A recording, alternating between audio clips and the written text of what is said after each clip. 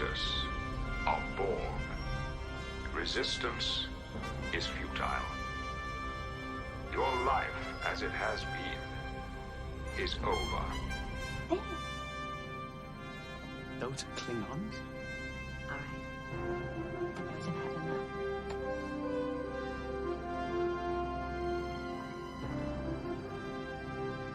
Mr. War?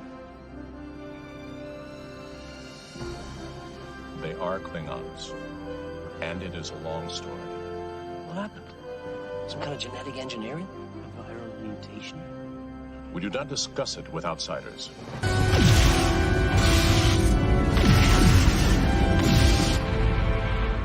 Direct hit to their act shield generators. Still no sign of 7, but I've got a lock on Tuvok. Beam him to sickbay. Keep targeting those generators. Transport complete. Bridge to Tuvok. Go ahead, Commander. Do you know 7's status? She's being forced to fight. To the death. I believe they're on the uppermost deck.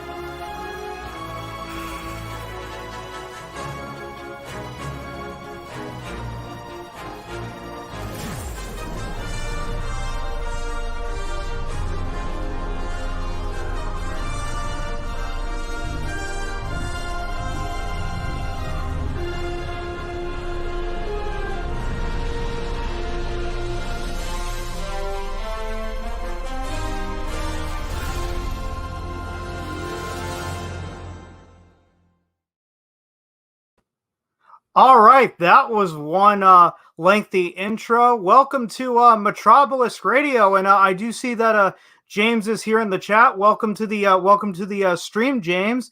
And let's go ahead and let's bring my guest right on in. Krazy Joe from MegaPodTastic. Did I get that right? Yes. Hey, I'm here. I'm happy to be invited back to talk about the new season of What We Do in the Shadows. So thank you for having me. Yep. Oh, man. So overall thoughts on the season before we really get a deep dive into it. Well, hey, I'm wearing an appropriate T-shirt.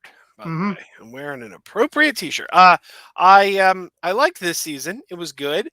I don't know if it was as funny as last season. I think I might have had more big laughs last season, but overall, I like these characters, and I'm excited to watch it every week. It's I think part of why you didn't get as big of laughs is because this is the second season of a show. If you honestly think about it, with the first season of the show, you're kind of in the honeymoon phase, but now you know what to expect going forward. True, but if you get what I mean. But I think most comedies get funnier as they go on because the characters and the writers find their rhythm. Like look at season 1 of The Simpsons. Now look at season 3 of The Simpsons. It was a much better show. So I don't know.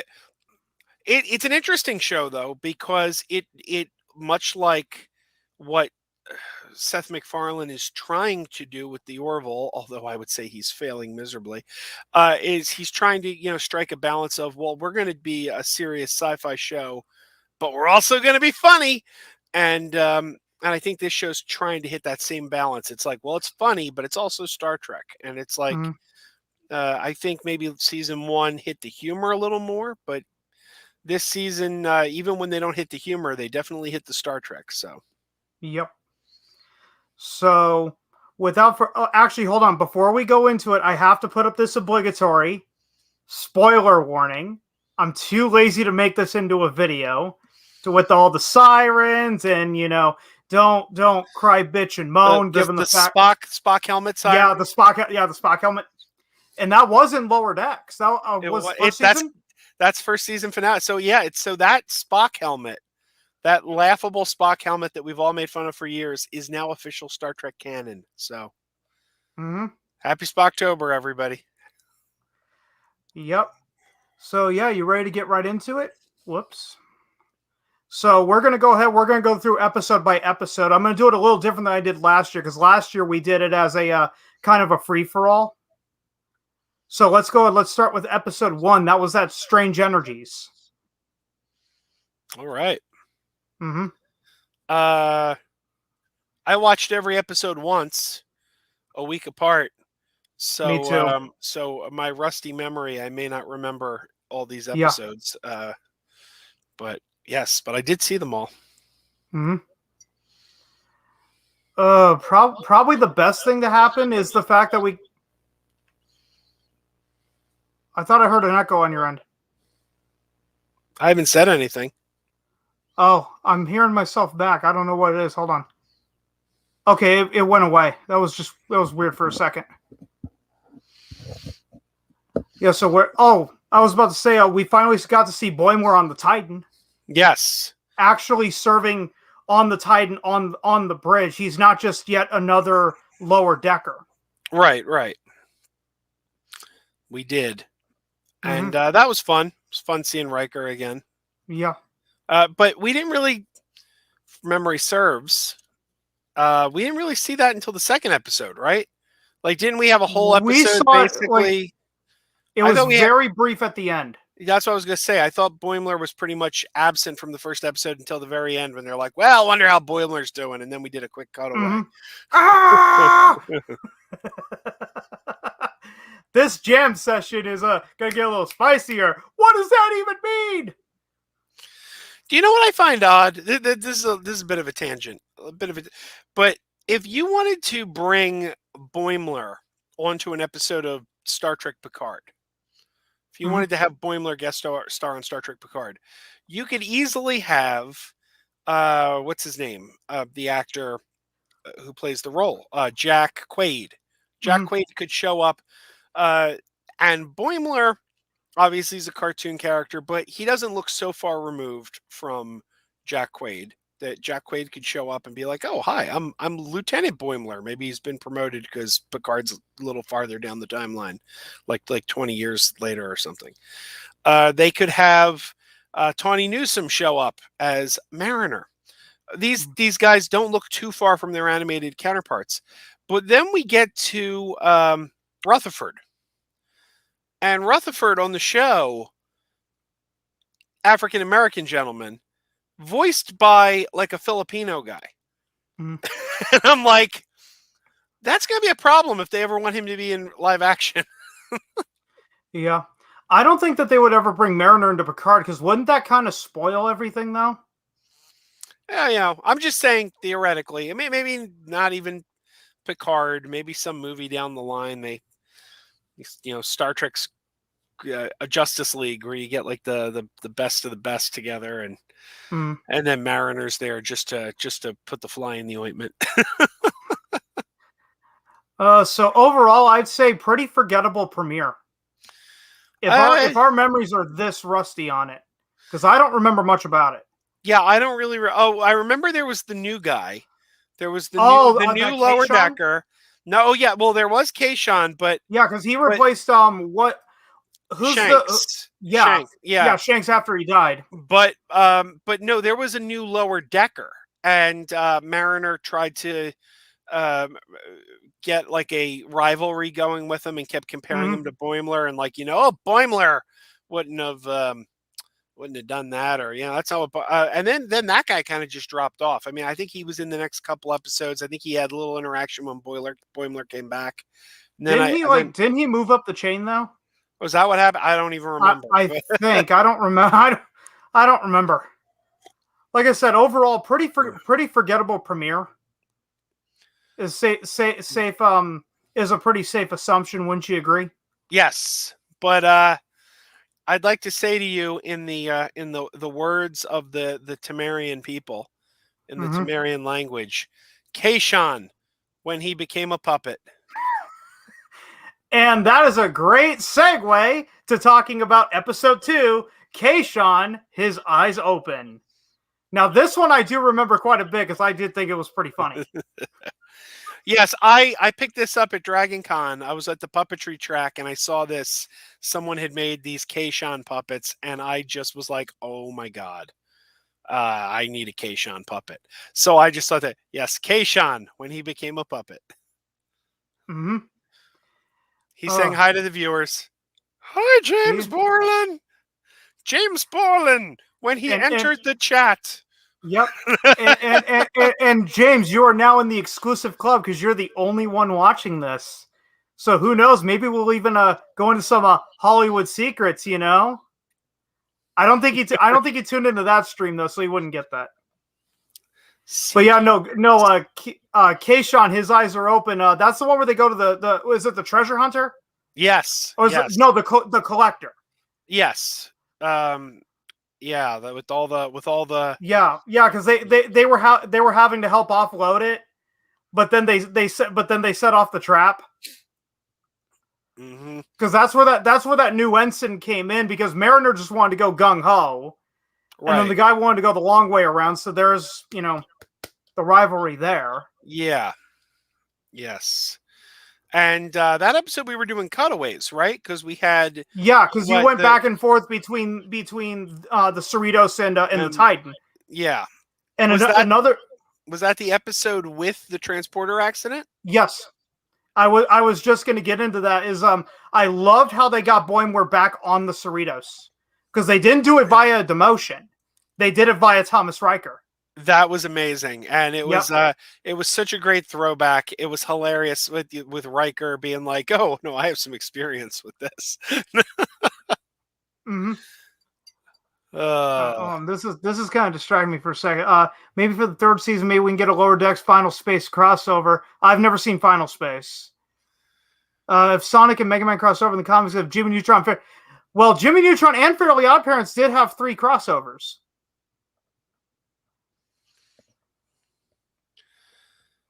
Jimmy Neutron. I can go on a whole other rant about that show. Really? Yeah. Are you familiar with the comic book Barry Ween, Boy Genius? No. There was a comic book called Barry Ween, Boy Genius. It was not a kid-friendly book either. It was very, very mature readers type book, but it was about a high school kid who was a genius and his inventions would cause problems. And it was created by Judd Winnick.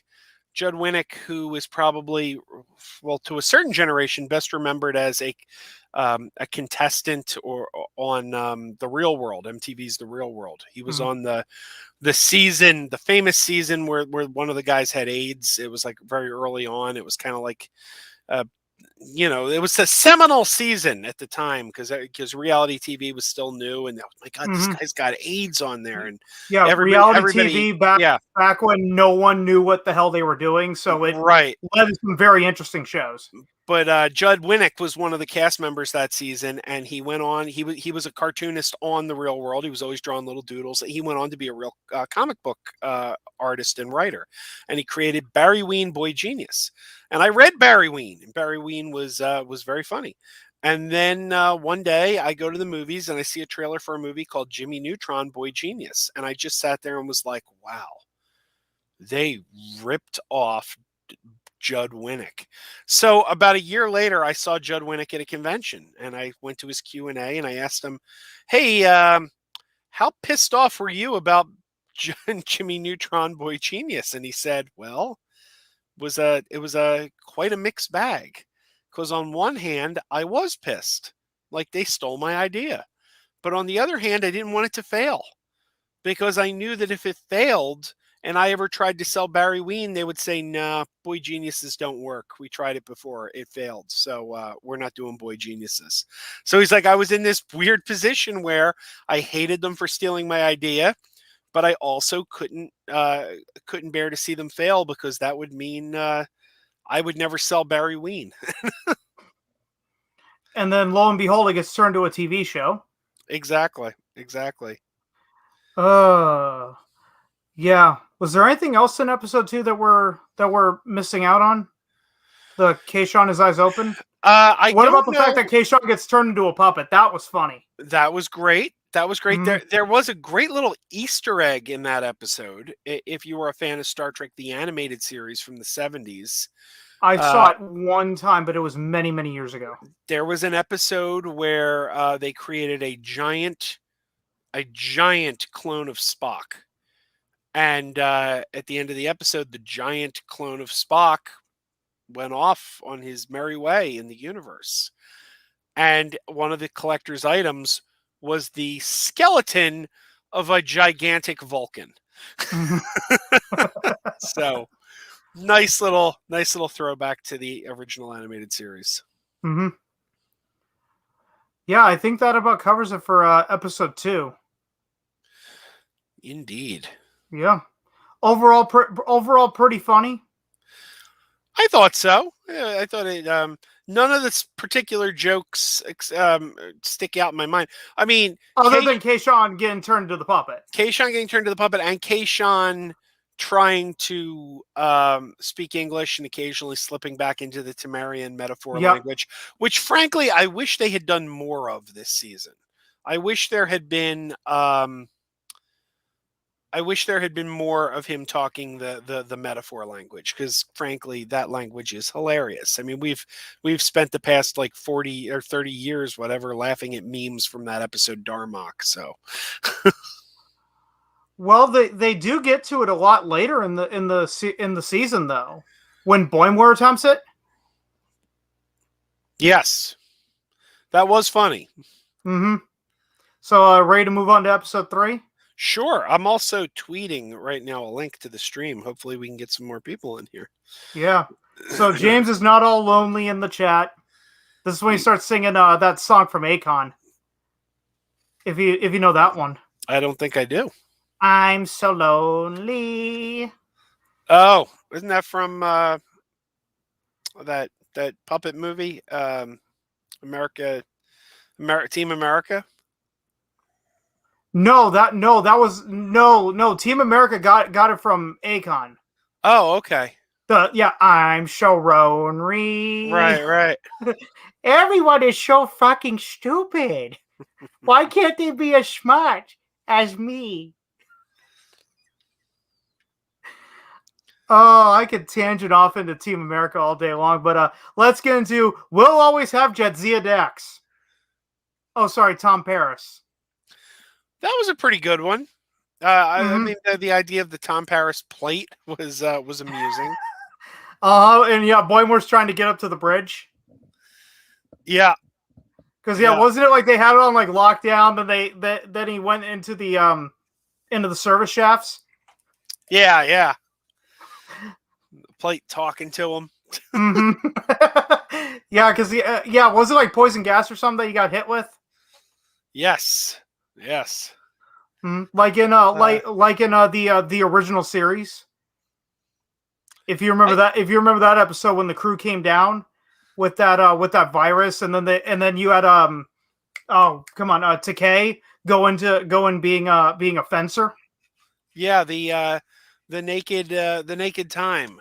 Which, that's what. Oh, which, my God, did we get some references to that episode later in the season?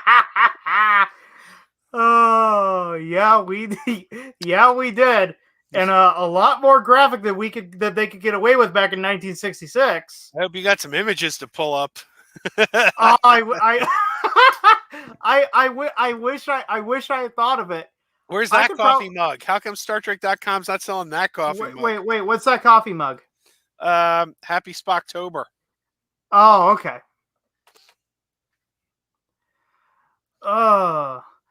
Yeah, what else happened in We'll Always Have Tom Paris? Oh, we got Tendy's backstory in that episode too. Yes, we did get to see where she comes from. She comes from a family of pirates. Arr. Yo ho ho and a bottle of rum. Yes. Mm-hmm.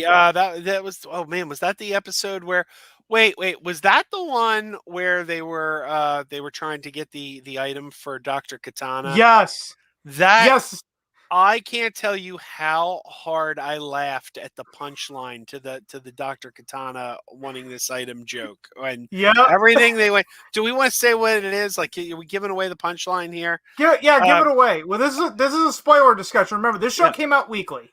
They go. They're trying to bring home this family heirloom, and they break it and they destroy it. And that's why they had to go to the pirates. Right. They're trying to fix this thing. They're trying. Oh no, Dr. Katana's gonna be so pissed. We broke this family heirloom. And when they get back, Dr. Katana, being a cat, she just wanted the box. And then she starts jumping in it like a cat would do with a box. So it was brilliant. Oh, I could relate. I had cats for about 16 years. You just give them cardboard boxes and plastic bags, they're set. Yeah, and that was not the first time, or that was not the last time this season. That was not the last time this season that Dr. Katana broke me. Like literally broke me with her cat behavior, because I think in the very next episode we get another instance. Mm-hmm. So like you brought up the idea of images, and I think it's a good time to go to a surprise commercial break. Oh. So are you ready for that, Joe? I'm ready. I warned you on Tuesday. I'm going to have some surprises for you that you're not expecting. Oh, so Bonesaw is ready. So let's go ahead and let's get it rolling. So I hear that Frontier is bringing low fares to more cities than ever before. Pretty cool. Yeah, that's pretty neat. I don't get it. With new planes and direct TV and stuff, how do we keep our fares so low? Well, do they pay you? No. Do they pay you? Nope. Jack, not time one, Grizz. I guess we solved that riddle.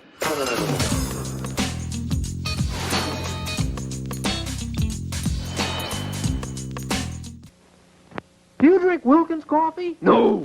Oh, things just seem to happen to people who don't drink Wilkins. Mr. Green? Yeah. You need any help? Mm-mm. Want my Coke? No. Really, you can have it. Okay.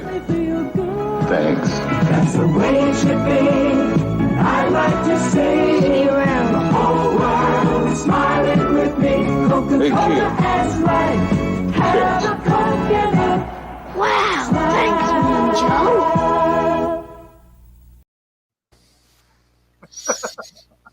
Did I bring you back with some of those commercials? Yes, and I think I would be remiss if I didn't remind you that because it's been a while since I've been on a stream with you, and I think I'd be remiss if I didn't remind you that Marlon Brando and Richard Pryor had dirty butt sex together. That's what I was referencing earlier, but James wasn't in that stream for it, so he wouldn't have picked up the inside joke. Well, I just I don't want us to forget. Yeah, don't want us to forget that Gus Gorman from Superman 3 had his way with the buttocks of Superman's dad. So when that must have been a very interesting family reunion. So when General Zod said, you will bow down before me, Jor-El, both you and then one day, Jor-El, your heirs. General Zod did not get as far with that plan as Gus Gorman from Superman 3 did. So let's think about that. Mm-hmm. Hence why I said a very interesting family reunion. Jor-El Kal-El going back to not Krypton, but somewhere else, meeting up with Jor-El. So, Dad, what'd you do? Hey, remember that computer hacker that you fought? Well, I sent him to the Phantom Zone. And by Phantom Zone, I mean my ass. Oh my God! All right, we're getting ready into the fourth episode, and I think this is your favorite alien, Mugatu Gumaro. I love the Mugatu. The Mugatu is my favorite Star Trek alien of all time. A lot of people love the Gorn. A lot of Gorn fanatics out there. Gorn is my second favorite, only to the Mugatu. So yes, I was very happy to see some Megatu in this episode. Yeah, when are we going to get the Gorn back? And It's- is it going to look like the man in the lizard suit? I don't know. I mean, we have had Gorn on Star Trek since then. On Enterprise, there was a Gorn. And Okay, I've never seen Enterprise. Yeah, there was an episode of Enterprise with a Gorn, and he was done in CGI on Enterprise, which I think makes sense. It was it was 05. Mm-hmm. The CGI wasn't great because it was like 20 years ago, but yeah. So I think if we saw them on Lower Decks, they would draw them in the style of Bobby Clark in the suit, because that's going to go more for their comedic style. Mm-hmm. Were you ever into gaming about 10 years ago? Not really. Okay, do you remember the Star Trek? Okay, there was a Star Trek video game that came out in 2013. It tied in with the J.J. Abrams movies. Was that the one where they had a commercial where William Shatner was on the couch playing video games with the Gorn? Yeah. I remember the commercial. Yeah, and the reason for that is because the Gorn were the primary enemy in that game. Huh. It takes place between Star Trek 09 and Star Trek Into Darkness. Okay. And it was so funny. I remember IGN had a review of it, and one of the criticisms was, "Oh, this new alien race called the Gorn are just so derivative of Jurassic Park." Yeah, that makes sense. Uh-huh. It's like the people who are saying, it's like there's people now saying because Multiverse of Madness is coming out and then The Flash is coming out, there's people saying Marvel is beating DC to the multiverse. And it's like, no, they just introduced the DC multiverse in a 5-part crossover episode of Arrow and Flash and all those shows last year called Crisis on Infinite Earth.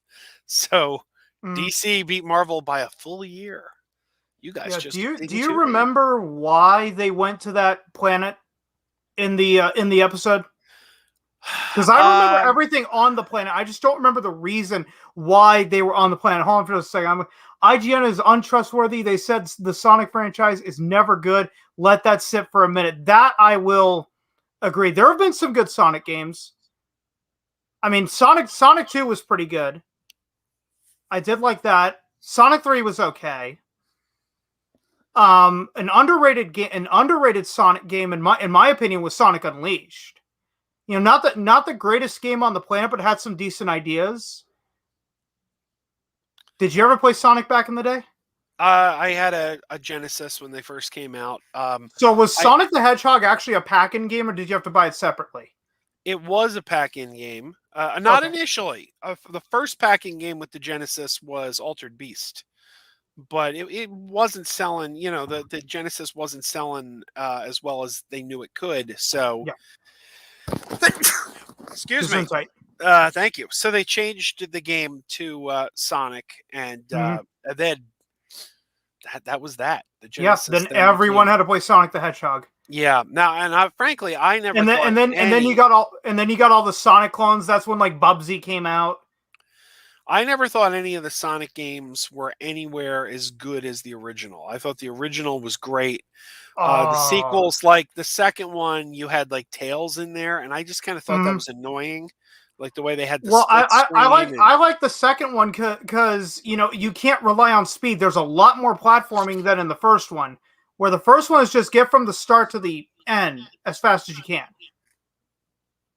Whereas once you in Sonic 2, once you get to the chemical plant, that's when it starts to get a little challenging. You got to kind of know what you're doing in order to get through the chemical plant, especially when the water starts to rise. Yeah. I know I'm making Joe back go quite a few years. Yeah, I don't know. I love the first Sonic. I played the sequels, but not as much. Mm-hmm. Not as much. Okay, so yeah, getting back to episode 4, I believe the question I'd asked you is, what was the reason why they went to the planet initially? Like I said, I remember everything that happened on the planet, but not the reason why they went there. Yeah, I don't remember either, actually. Yeah, so let's just pretend that they randomly, let's just say it was a distress signal, like a LV-237, if you will, if you get that reference. hopefully you guys watching this back get that.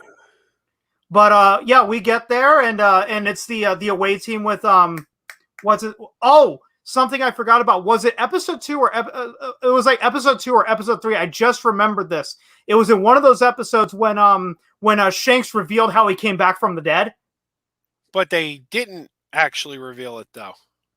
Right? No, but that's the point I was getting to. It's That's like, the why doesn't anybody ask in Rutherford 1 and 2? Right, Then he saw another guy do it, and then he got demoted very quickly. That was a genius plot, by the way. Because yes, it was. We have seen, obviously the most obvious is Spock, but yeah, we have seen characters just come back from the dead so many times. Well, what was Spock? There was an explanation for that, though, is that he landed on the Genesis planet. Right, but and then they brought him back to Vulcan, and he aged up like that. But there's also an explanation for why Shanks came back. We're just not privy to it.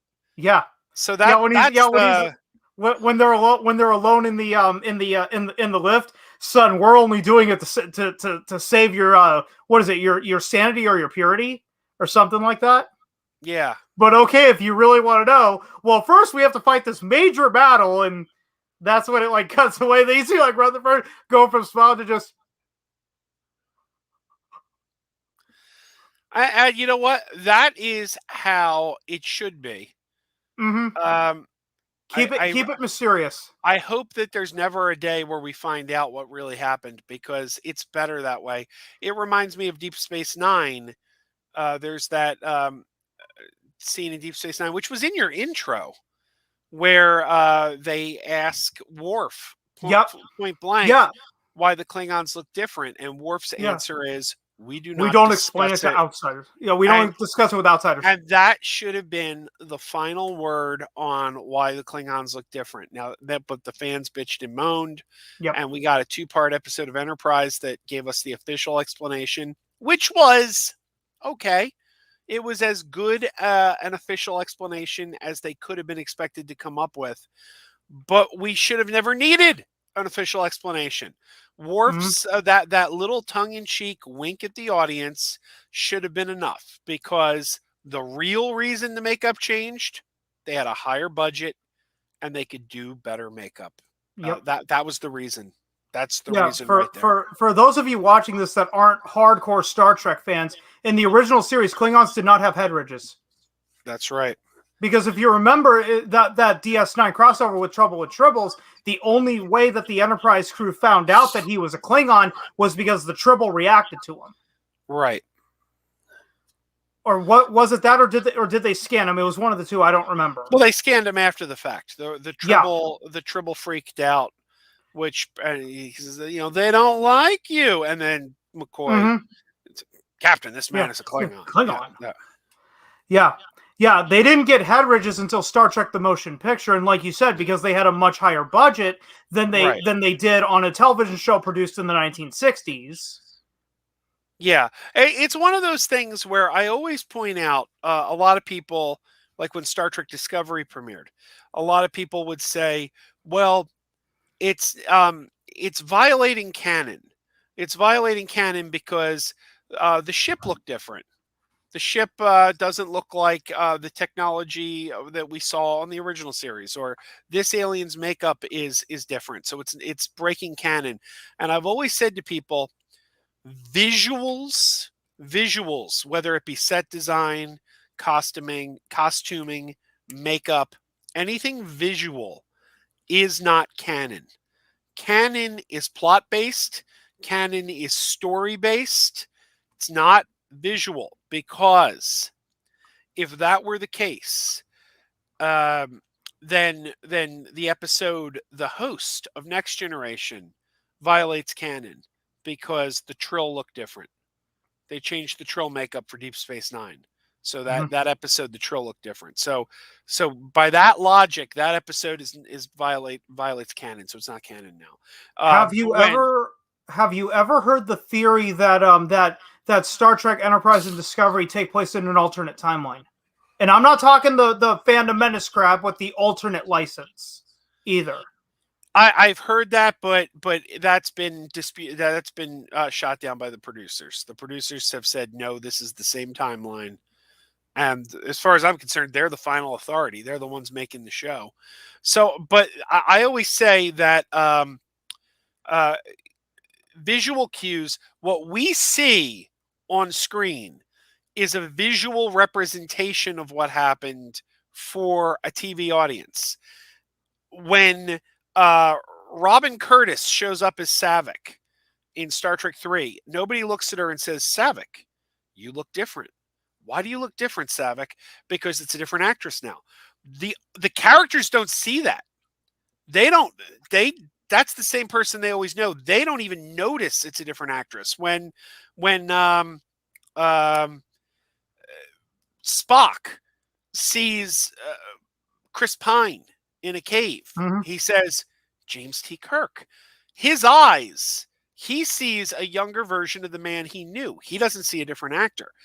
What we're seeing is a visual representation for us, a TV audience, a movie audience, but it's not representative of what the characters on screen are seeing.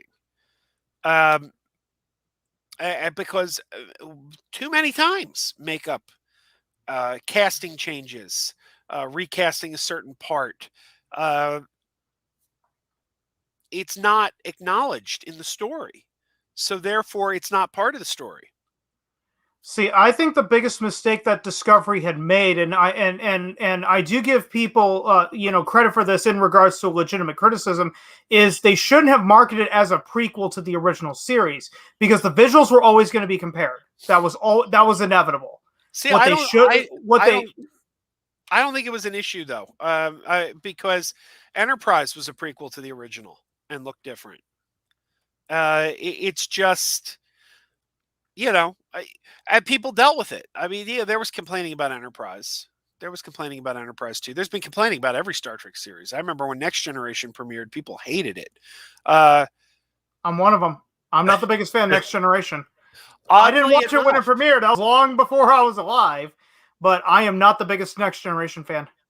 Oddly enough, the Star Trek series that I heard the least amount of complaints about when it premiered, and it's ironic because it's not to say there were no complaints. There were complaints, but it's the least amount, is surprisingly Star Trek Voyager.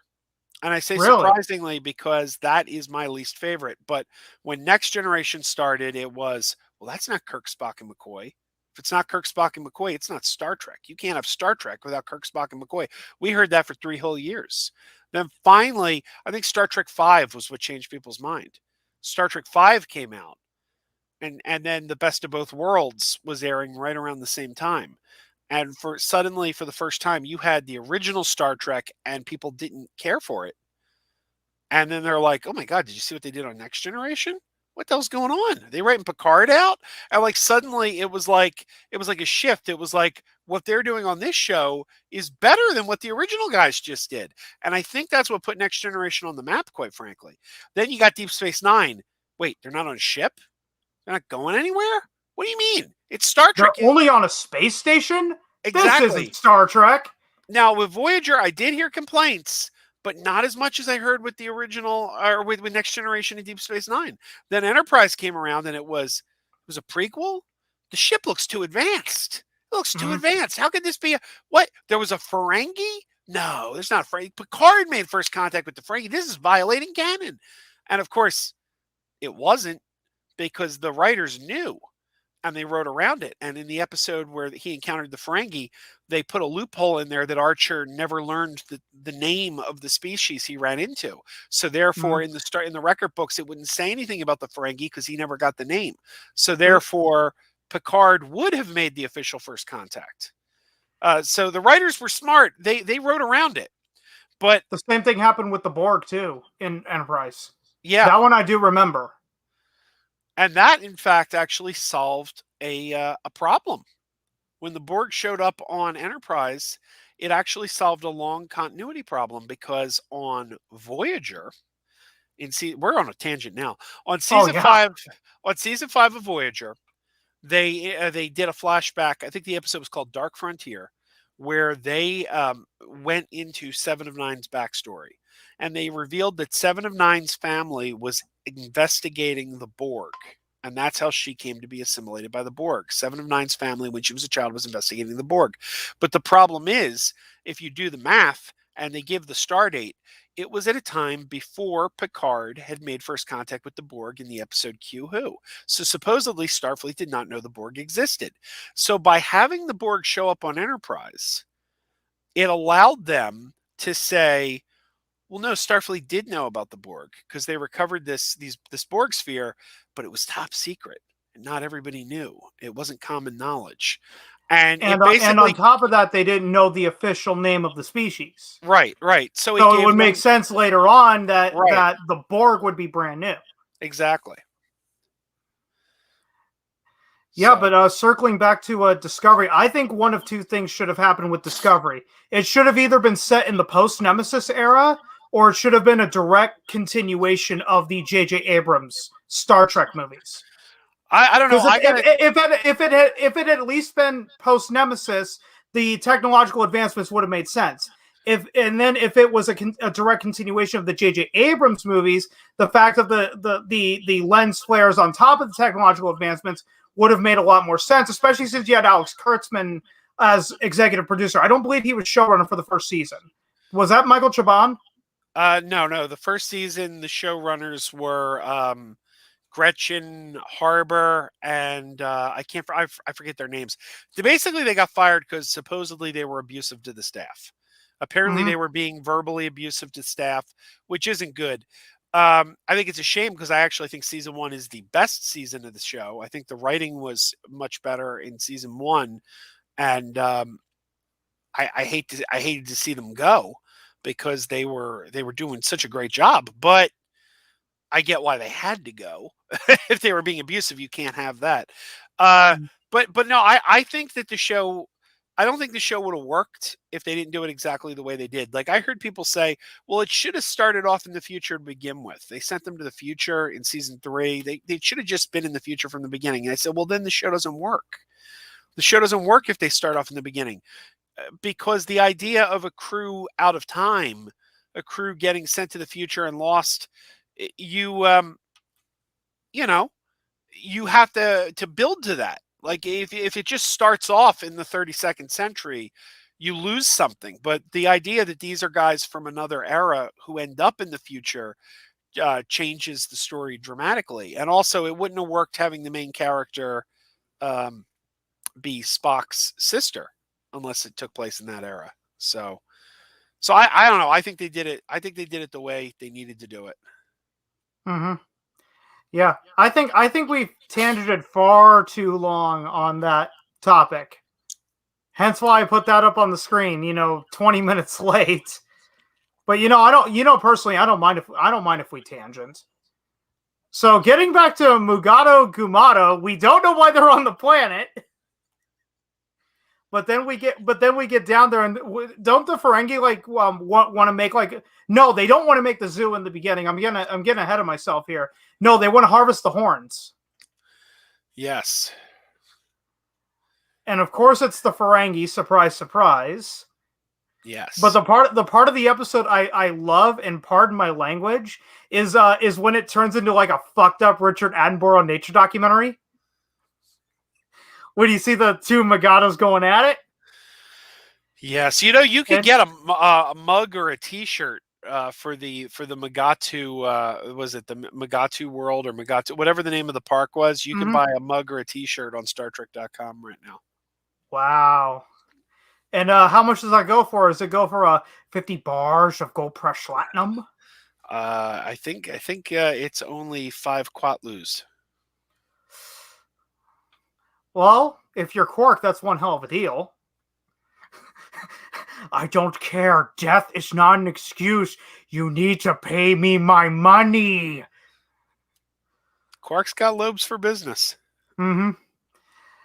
Oh yeah. Then we get that third Mugatu where he just had an itch on his horn. We also, by the way, this season, I don't remember what episode it was. It might have been the episode where we already passed, where Tendi and Mariner were trying to secure that item for Dr. Katana. But we found out that Quark has franchised. Yep. We saw another Quarks, and we know from Picard there's a Quarks on Free Cloud as well. So Quark in this time period is doing quite well for himself. Yeah. Yeah, that was episode 3. What you were referencing. And I got a menu for Quarks right here. If you want to order a little something from Quarks, you can do so. So did you have to like sneak that menu out like under your jacket, or did they just give it to you? Oh no, we snuck it out, but we bought so much that I think I don't think they would have cared. I was getting married there. I was getting married. So is there any Romulan ale on that menu? There is Romulan ale on this menu. Right. Is let's see, where's the drink menu? Drinks. We've got those are entrees. Here we go. From the bar, we've got the Warp Core Breach, the Borg Sphere, Liquid Latinum, Plasma Disruption, the Mind Meld, Chaotica's Death Ray, the James T. Kirk, the Pattern Buffer, the Ryza Colada, Tranya. There's a Borg Queen, Temerian Frost. Yeah, but Romulan ale was served at the Star Trek Experience in Vegas. Mm-hmm. Yeah, but what I thought was so funny at the end of that Mugatu Gumato was the was how they beat the Ferengi, and it was a business pitch meeting. You see, if you turn it into a zoo, your revenues will actually go up more over the next 3 years. Really? Absolutely. I'm sorry. Ever since DS9, I have loved Quark and the Ferengi. So, like, whenever you make mention that they can make more money doing the opposite, it's always really funny. Yeah, absolutely. Mm-hmm. He was doing the greedy hand thing. Mm-hmm. I was just waiting for Odo to run out of the Force and just go Quark. Granted, I swear I'm not tired today. Granted, Rene Auberjonois did pass away, a couple years ago at this point? He did, yes. Yeah. Well, they probably could have gone like Billy West to do the voice, though. That's true. Because Billy West did the voice of Elmer Fudd in the Geico commercial, if you remember that. Does Elmer Fudd have problems with the letter R? I'm hunting wabbits. But now we're at the mid-season point, which was one of the funnier episodes this season. An embarrassment of duplers. Richard Kind, the one and only Richard Kind. Yep. There were a lot of duplers in this episode. Yep.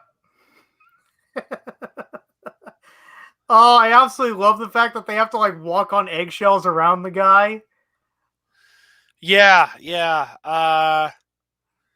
I was listening to the Trek Geeks podcast, and they were talking about this episode, and one of the guys on Trek Geeks, I think it was Dan, if you listen to that podcast, he had a real issue with this episode. He was saying that while it was comedic, this alien race doesn't make any sense. Like, how would they survive on their planet? Their planet would, like, every time someone gets, like, embarrassed or has any kind of anxiety, they duplicate. Like, the planet, the overpopulation on that planet, like, the species couldn't survive. So, good point, of course. Good point. I didn't think it through that much, but yeah. Mm-hmm. So there you go. But it was very funny. I love Richard Kind. And then who was it on the bridge crew that finally offended him? Then he duplicated and just kept duplicating. And finally, let's put them all in the bar. Oh no, you're not doing anything bad. They're giving us a silent treatment. Or no. So that they start going around, start calling them a bunch of motherfuckers, and then whoop. That's what you do. Start offending. Start yelling at them. That was pretty good. That was a pretty good one. Mm-hmm. Yeah, the fact that the higher ups got themselves in trouble instead of just the lower decks, yeah. Yeah, because they're the ones that started all that, and they're the ones who figured out the problem. No, the funniest part was the ending when they blocked Captain Freeman from going to that party. Hey, let's beam the Dupler here. Hey, what are you doing here? You're not supposed to be here. Oh God, I'm so sorry. Broop. That was pretty good. Yep. Yeah, and they were and they were at the bar that Kirk and Spock were sitting at after that party. Yeah, which they never replaced the bar top in over 100 years. So you still had Kirk and Spock sitting at that bar. Yeah, that was. You got to wonder at what age Kirk and Spock were carving their names, because they didn't know each other till the Enterprise. Mm-hmm. I think that was pretty much all there was about the embarrassment of Duplers. Because oh man, I'm gonna sound really stupid here, because I know Mariner wanted to get into that party, but then Boimler tried to sneak in as his clone. Yeah, that was pretty good, and he successfully got in. Was that the episode with the Red Shirts Club? No, that wasn't the Red Shirts Club episode. No, that wasn't it. I think that comes up a little later. So yeah, I think that pretty much does it for embarrassment of Duplers, because really it was mostly the Duplers that carried that entire episode, and that joke that they're going to forever multiply if you start offending them. Yeah. Then we get to the first major episode with the Packlids, and that was the Spy Humongous, where the Packlids wanted to broker a peace deal. Yes, so they wanted to send a diplomat to the Cerritos. Yeah, and the that was pretty good. He was acting like a defector, and yeah. Can I see your warp car? Oh, let's take him to the gift shop. Let's show him the holodeck. I want to see your warp car. The T-shirt. Yeah. Then Freeman is stuck on that planet because they have to talk to the leader. There's 4 different ones that come out. Yeah. You need the queen of the Packlids or whatever. Yeah. No. You need the Emperor. Then you needed the King. Then you needed the Queen. And I think there was one other, I can't remember. But it's you have got to be kidding me. Was that the one where we found out the name of the homeworld was Packlid Planet? I think so. I gotta say, they've done great things with the Packlids, because the Packlids were obviously a 1-episode throwaway alien species from the Next Generation. This show, they were perfect for this show because this is a comedy and they are funny. And it's an alien race we knew very little about, so they had freedom to play with them and kind of, it just works, man. It just works. Mm-hmm. Yeah, and then the defector comes back at the end. I was a spy. And of course the audience is just sitting there going, well, no, duh. And then Captain Freeman, really? So can you tell me what it was you were doing? That way you could that way you could assist us. Oh, why certainly. I wanted to gain access to your warp car. It was brilliant, man. Brilliant. Mm-hmm. The Packlids. I love it. Oh God. And the Packlids get funnier as the season goes on. But before we jump ahead, I'm ready to give you yet another surprise, a second surprise. Okay. Second ad break. So I am not using this as an excuse to look up some images that I may or may not need later, if you know what I mean. So let's go ahead and let's roll it. Let's see if you remember any of these commercials. In a world of fun and fantasy and ever-changing views and computer terminology, Commodore news. Are you keeping up with the Commodore? 'Cause the Commodore is keeping up with you. Are you keeping up with the Commodore? 'Cause the Commodore is keeping up with you. Are you keeping up? 'Cause the Commodore is keeping up with you. Are you keeping up? 'Cause the Commodore is keeping up with you. In a world of high technology and ever-changing modes, in a world that's full of make-believe and changing attitudes, are you keeping up with the Commodore? 'Cause the Commodore is keeping up with you. Are you keeping up with the Commodore? 'Cause the Commodore is keeping up with you.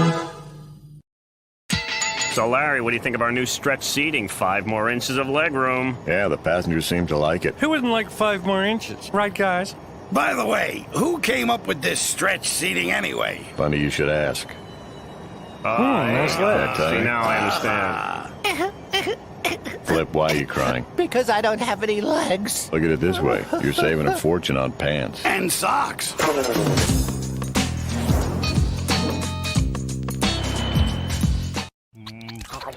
Barbecue chicken. Sticky. Heads up! Hey, Baldy, give us the ball back. Now, picnic boy. Churches, gotta love it. Encore! You'll want more! Encore frozen foods.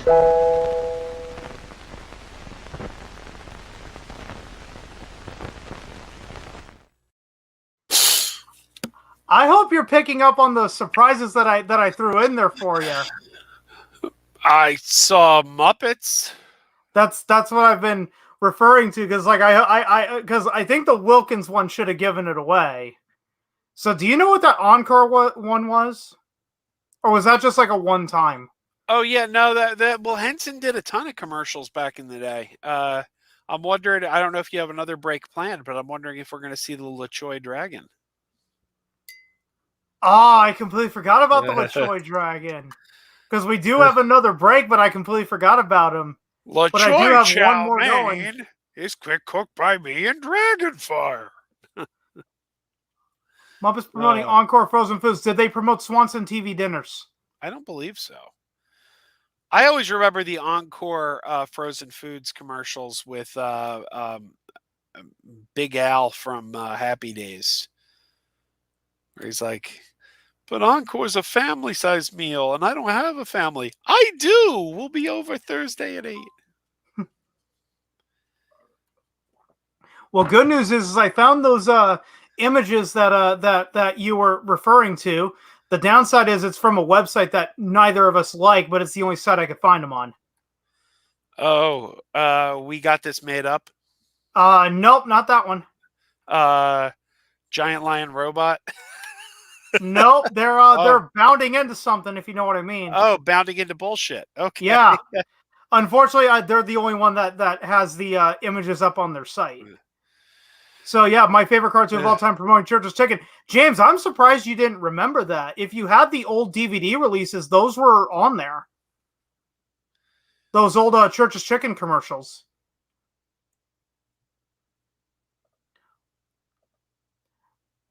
But which one are we on? Oh yeah, Where Pleasant Fountains Lie.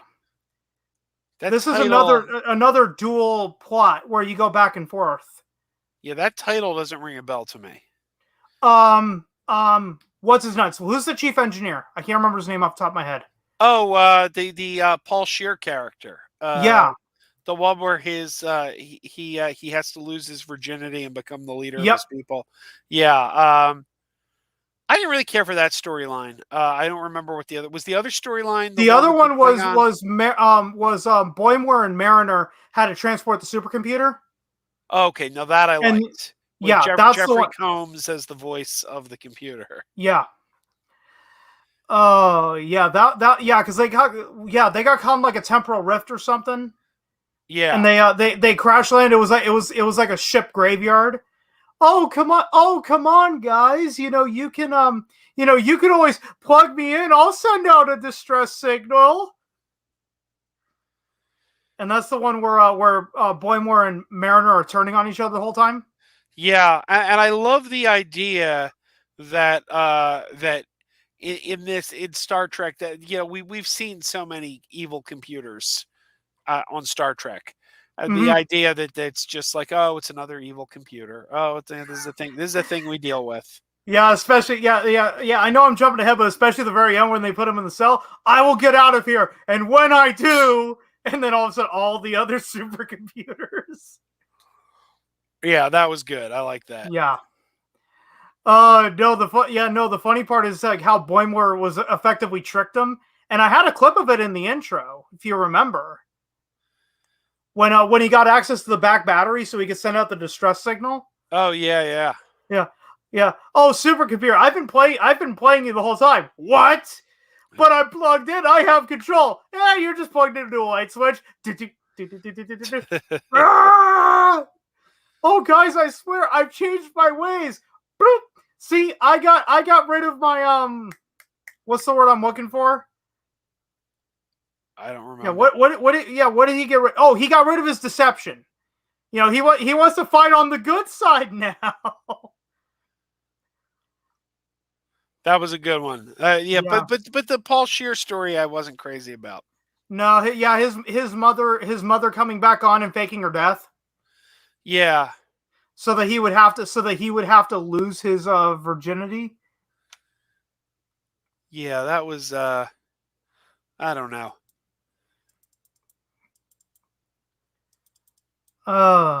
Yeah, the only thing that really saved that episode, like we've already mentioned, is the Mariner Boymore stuff. Yeah. Otherwise, it would have just been written off as like, what's the point? And I'm always happy when they bring back Jeffrey Combs. Mm-hmm. He's been on multiple Star Trek shows as multiple characters at this point. He was a finalist for the role of Riker. He almost got the role of Riker. He was like a runner-up for the role, which is funny because I can't imagine that. I can't imagine. Jeremy Combs, wasn't he in Voyager? Yeah, he was in the episode with The Rock. The episode where The Rock fought 7 of 9. He was in that. Okay, one. I have a very, very funny story, and this is a Jeffrey Combs story. So I know you have never heard of this convention. It's called Starfest. It's the biggest sci-fi convention in Colorado. That's the Colorado.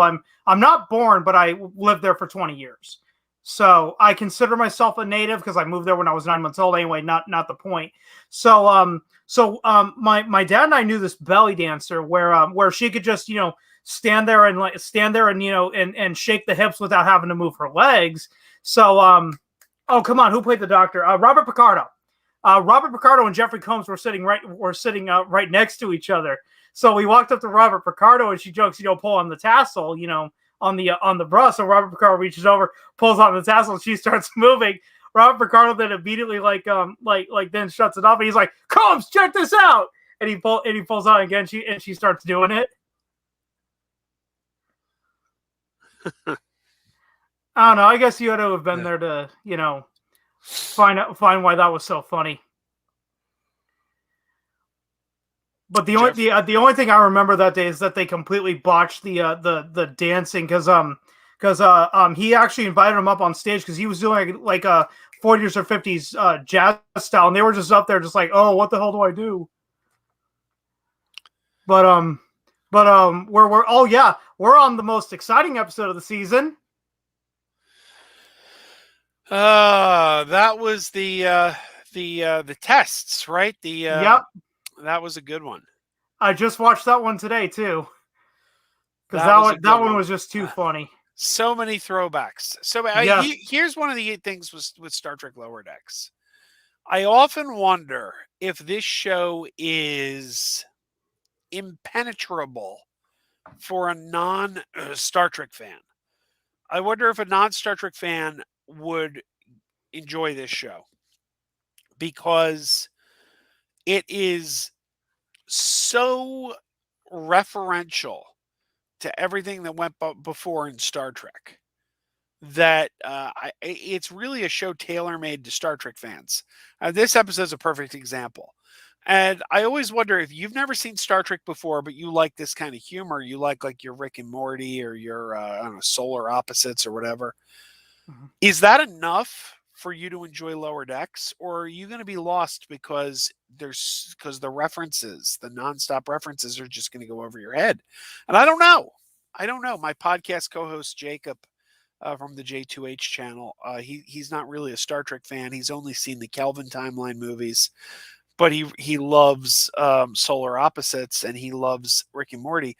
So he keeps saying he's going to check out Lower Decks, and he hasn't done it yet. I'm dying to hear his review, because his review will really tell me if this show is too Star Trek-y for the general populace. So I'm really curious to hear. But this episode is the perfect example. What I think is, I consider myself a casual Star Trek fan, where, I can't recite, season 3, episode, 19 of Star Trek The Next Generation, but, I watch it when it's on. What I like is that even though the references are there, you don't have to get them in order to like the show. Because the premise of it alone, if you've never understood the naked time test, what that was a reference to, you would probably still find that pretty funny. Yeah, but yeah, here we get references to the naked time. We get references to the Best of Both Worlds, First Contact. We get references to Mirror Mirror. We get references to Star Trek. I forgot. Yeah. Was that Mariner's Test with Mirror Mirror? That was her first test. Yeah, and then they had the search for Spock, where they had to pilot the ship out of space dock, or steal a ship out. I mean, it was just we had Rutherford doing Wrath of Khan, where you had it was just one reference after another, and I thought it was brilliant. But it's like, if you've never watched Star Trek before, I don't know that you're going to get these jokes. Yeah, but see, if I had been thinking, I would have taken a before picture with, obviously I don't have a full goatee, but then shave this off just before the stream, and then like jokingly have my Mirrorverse self like kind of chime in. Yeah, because remember, that's all Spock's Mirrorverse was just they put a goatee on him. Absolutely. But yeah, this is what we're referencing with the naked time, and we get that bit. Yes. Yes. And wait, here it comes. No, hold on. Before we get to that point, you know what this honestly reminds me of? Remember Corks 2? Yeah. Remember the donkey show? Oh yes. Oh, that's what that image honestly reminds me of right there. If you've seen Corks 2, you'll understand why that's funny. But I'm not going to go into detail on that. But yeah, here's the interesting. Yeah, where's that mug? Where's that mug? StarTrek.com. In fact, hang on a second. I'm going to randomly just take a picture of that right off the screen and text it to Dave Perillo. Oh God! There you go. Oh God! I just realized where my mouse pointer was too. Yes. I'm going to text him that image and the words, "I love Star Trek." There we go. Yeah, then we get some like S&M crap going on between Ransom and the Paul Scheer character. And then, oh my god, just fail me. She gets launched out of the airlock. So here's the question. Just scroll up just a little bit. Let's scroll up just a little bit. So right here, stop, go back down. Let's center on Paul Scheer and Okay, Jerry right here. O'Connell there. Okay, Yeah, there we go. yeah. So in the aftermath of this photo, I gotta ask, is Paul Scheer now the leader of his people?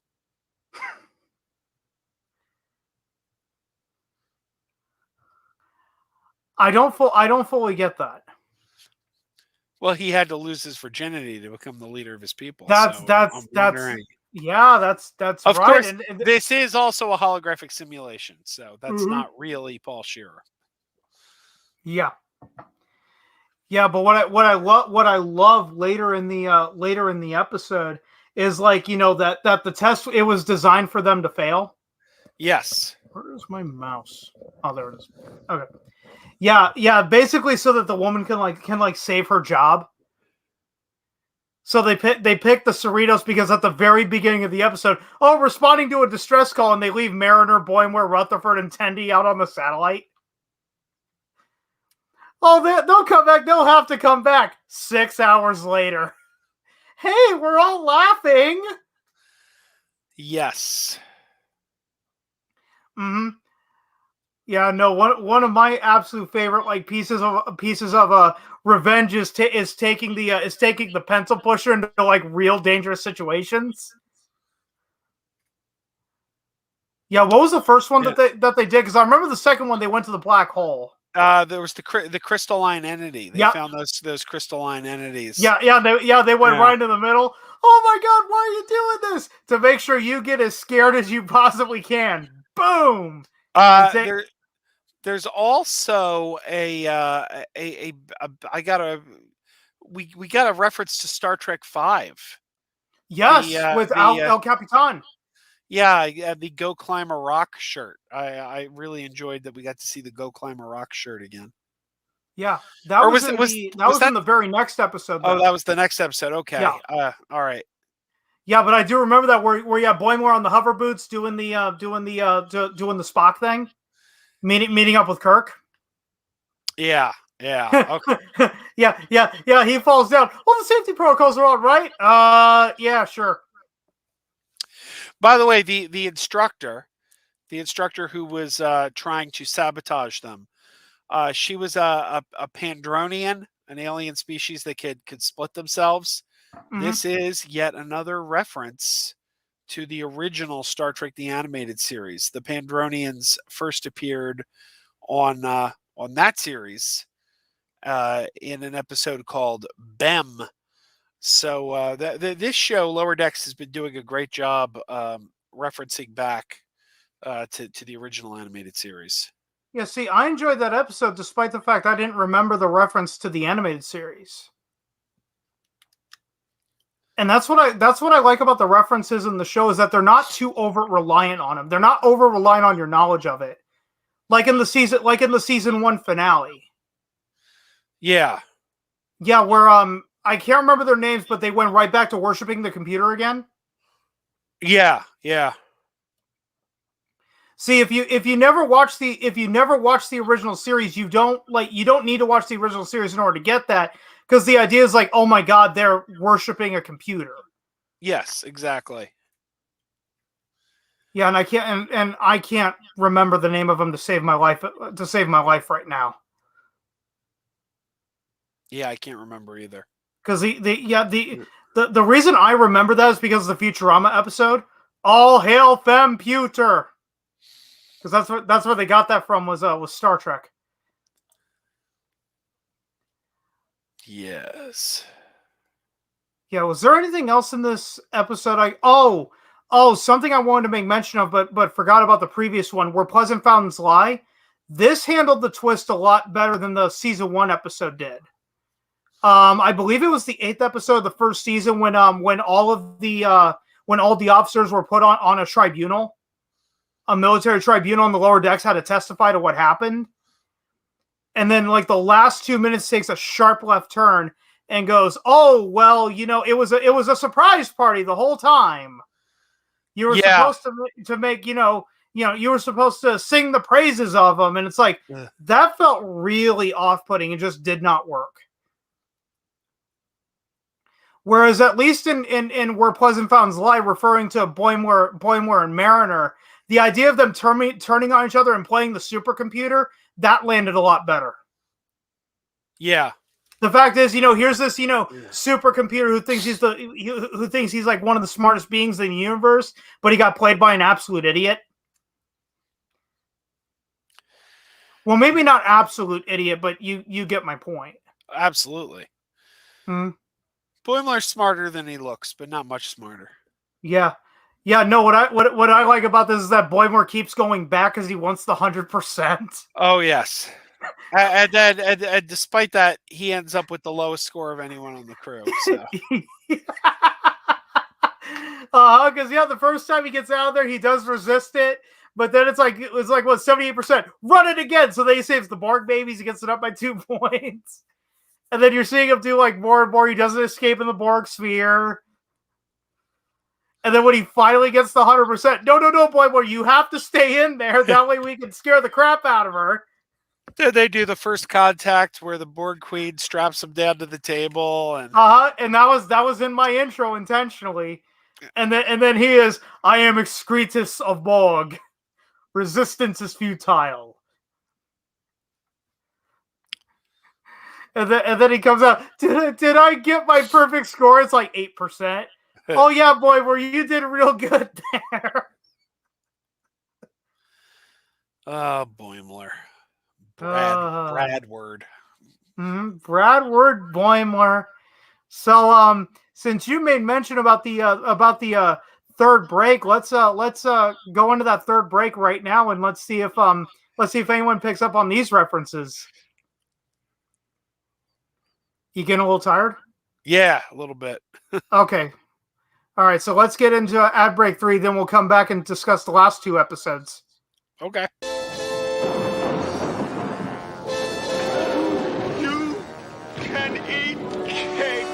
What? You can eat cake? What about the fat? No fat. What about cholesterol? No cholesterol. Introducing Entenmann's fat-free, cholesterol-free cakes and cookies. It's Entenmann's, all right. New fat-free, cholesterol-free Entenmann's, and less than 100 calories per serving. You can eat cake. I sing the praises of Royal Crown Cola. I hate folk singers with a message. It is such a wow, you should buy some now. Great lyrics. Royal Crown is its name. It has quick, fresh energy, and you will love RC like me. Is that the end? There is no end to the praises I sing of Royal Crown Cola. There he is. What a happening dude. There's a super party animal. Yeah. His name is Bugs McKenzie. A barbecue inside.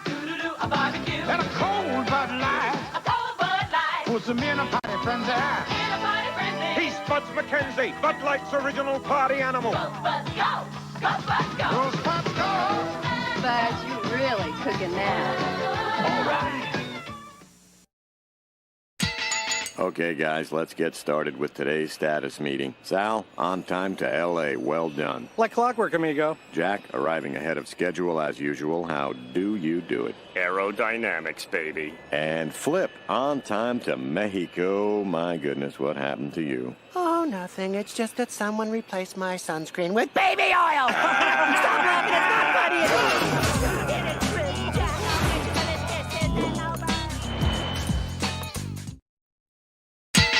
Hey, guys, don't you just love the snow? Oh, that kind of world. Skiing. Bring on the blizzard. Yeah. Snowboarding. Groove on, righteous dude. Taking snow angel. Look at me. Eating yellow snow.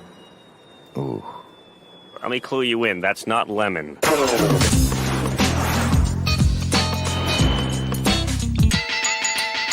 So, Grizz, what's your position on roadkill? On my knees with a bib and a lobster fork. So you may be wondering what those commercials were. Those Frontier Airlines Airplanes. Yep, that was an airline based out of Denver, and they were always known for their commercials. In fact, the one. Huh? I'm sorry, you mentioned Denver. I was just going to say that, Denver, the Last Dinosaur. Mm-hmm. Yeah. Yeah. We all know what he was doing. He was He was jamming those kids. Come on. Denver the Last Dinosaur. He's your friend. And a whole lot more. Yeah. Oh, come on, I can read between the lines. And by the way, James, that Royal Crown Cola actually predates the Muppets. That was from the early 60s. I actually have a fridge full of Royal Crown Cola right now. Well, the Muppets started in the 50s. Was it 1954?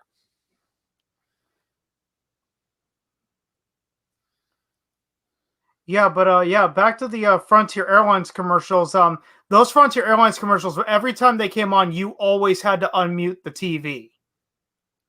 In fact, the one that you just saw when Flip got all sunburned, that's considered a classic Frontier Airlines commercial. So anyone watching who's from Denver is going to really appreciate those commercials. But let's get right into it. Episode 9. I'm not even going to try to pronounce that. Did you, by the way, real quick, have you ever seen let me see if I can find, have you ever seen the New Mexico tourism board commercials from about 10 years ago that they were forced to take off of television? I lived out west. I probably saw them, but it's not coming back. The New Mexico Department of Tourism, somewhere around 2008, 2007, 2008, somewhere around then, they started doing a series of commercials to promote tourism to New Mexico. And they decided to play up the Roswell connection. And it basically was aliens would be talking about their plans to visit New Mexico. Oh, yeah, we're taking the family to New Mexico. Oh, it's time for our family vacation. But the thing is, they didn't make them cute, cuddly aliens. They made them these repulsive, almost like the alien xenomorphs from Alien. They were just repulsive, fairly scary-looking aliens. But they would be talking, oh, yeah, Jane and the kid, they've been wanting to go to New Mexico. And these commercials freaked people out. People hated them. So they were forced to pull them off the air. But you can find them on YouTube, and they're pretty hilarious. What do you have to type in? Because I'm looking them up right now. Let me see. I just typed in New Mexico tourism commercial aliens. I haven't seen it in a long time. It was from 2007. Here we go. I just found New Mexico tourism campaign featuring ugly aliens draws critics. All right. Go ahead and share your screen. I'll put it up. Hang on one second. This isn't the actual commercial, though. This isn't. This is a story about the commercial. Let me see. Can I find the video? Let me try to find a video. Here we go. Now, the only problem is, I think I may have found one. It's dated 2007. look for aliens visit aliens again. Yep, that's New the one. Mexico. That's the one I've pulled Okay. up. So I'll share my screen real quick. All right. Hold on. Oh, that's right. You gotta click a button. Yeah, don't share these tips again. I know what I'm doing. Okay. Yeah, this is the commercial. I'm hoping that the audio goes through. Let me just make sure the audio's up. Okay. Yeah, the audio's not coming through.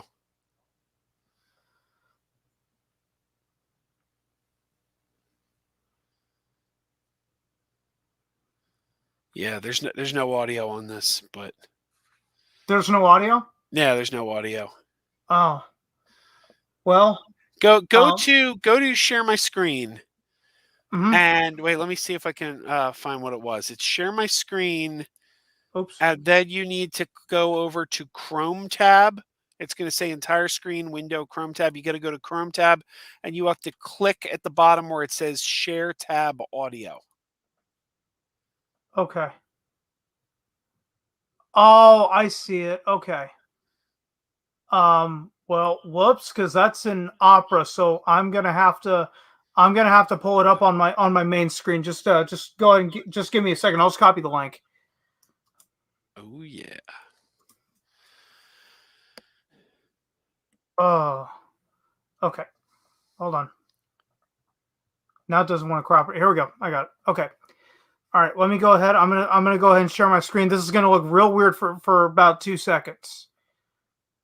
Oh my God! Inception. The stream within the stream within the stream within the stream. Okay.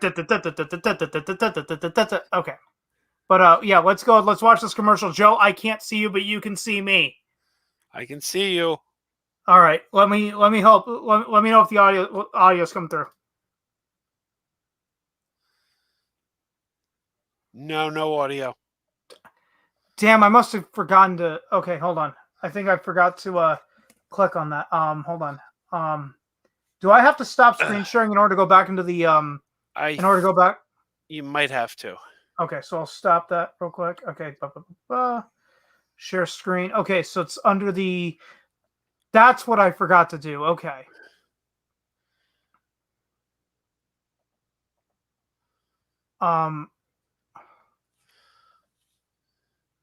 Okay, I think I got it. Can you see the entire tab? I can.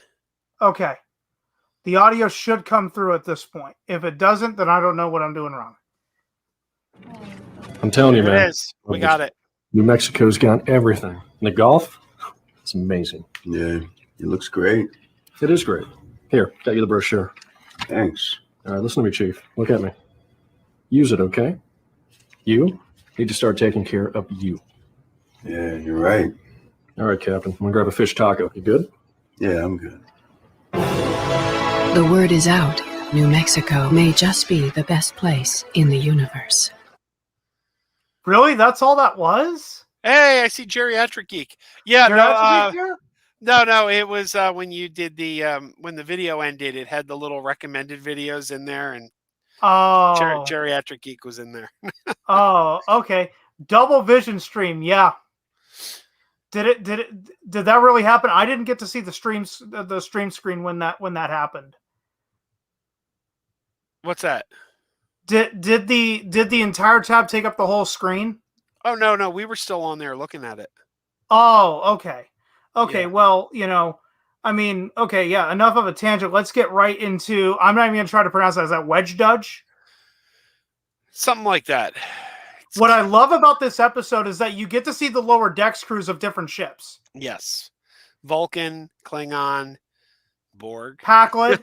Pakled, yeah. The Pakled was funny as the battle's going on. I'm hungry, so eat some food. Wow, you so smart. I love in this episode that we get to hear what a Pakled red alert sounds like. Yes. Red alarm. Red alarm. No, what I love is that Klingon captain is trying to work with the Pakleds because you know the Pakled stupidity is never going to come back to bite you in the ass. Yeah. And then, oh, we need another one of those one of those bombs. We tried to test it on Big Asteroid and it doesn't work no more. Then you hear the Klingon, it's a bomb! And inadvertently, that's what alerted the Cerritos and the Vulcans to jump over there. Now, I mean, nothing new to Star Trek, but something, for newer fans is that you get to see how the Klingon ship works, how somebody becomes captain. True. I mean, you and I knew. I mean, obviously, you and I knew about that. Right. Long before the episode.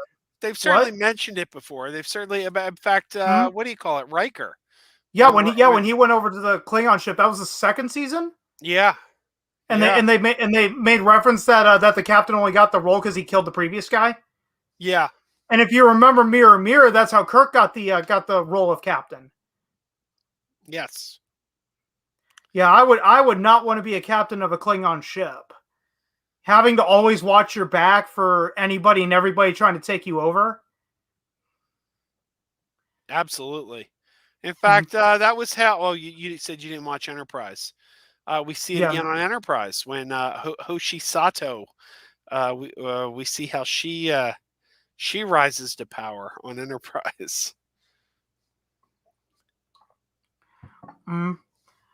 Oh, but yeah, I really like the Vulcans. Yeah, the lower deck Vulcan character. They keep telling her she's having outbursts. Yep. No more of these outbursts. And then she goes to them in battle. Here's the program that I've been working on. And it's like, why should we employ it? Because you have nothing else to lose. If it doesn't work, we're gonna die anyway. But if it does work, it'll save us. Yeah. See, the entire time I was thinking that they would get her transferred to the Cerritos, but then doesn't happen. I'm still expecting it because we did get that thing where you're going to be transferred to a Starfleet ship. Why would they put that in there? Like, why would you make that a thing and put that in there if that's not where you were going? I imagine, and I thought we were going to see her in the next episode. I thought the next episode she was going to show up and we were going to be like, hey, here's your new crew member. So I got to wonder what the game plan is. And one thing I will say for Mike McMahon is he really has this show well thought out. Like when we got to the end of season 1 and they had Boimler transferred to the Titan, you could really tell he was going somewhere with the story because you're like, well, this is actually really well thought out because he's going to find they're going to bring they're already in production on season 2. Season 1 and 2 were greenlit together, so it's like, well, they're going to find a way to bring Boimler back. They're leading somewhere with this, and sure enough, it was all about the strengthening of the bond between Boimler and Mariner, and showing how much resentment Mariner had that he ditched her, and it's really good writing. And now with this season finale, which I know I'm jumping ahead a little, I won't get too into it because that's the next episode. We see that they're setting up next season again. Yep. So this show is doing a great job of setting up what comes next. And I think that that episode with the Vulcan and the reference to we're sending you to a Starfleet ship. Why would you put that in there if you're not going somewhere with it? I'm convinced this character is coming to the Cerritos in season 3. Or at least another ship, and we'll see her again. Right. If it's not the Cerritos, it's going to be another one that they're working in conjunction with. Right. Yeah, I don't want to jump a little too ahead right now, but I love seeing the Borg lower decks as the credit sequence. Like Borg, what was it, Borg Cube 9187 or something like that? Yes. It's like here's the Borg lower decks. For 2 minutes, 3 minutes, whatever it was, just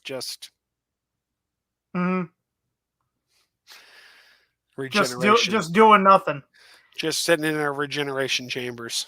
So now that we've seen a Federation lower decks crew, Klingon, Vulcan, and Borg, which one would you personally like to serve on? Borg. No. Really? Obviously Starfleet. I'd go Starfleet. Yeah, because the problem with the Vulcans is they would be way too boring.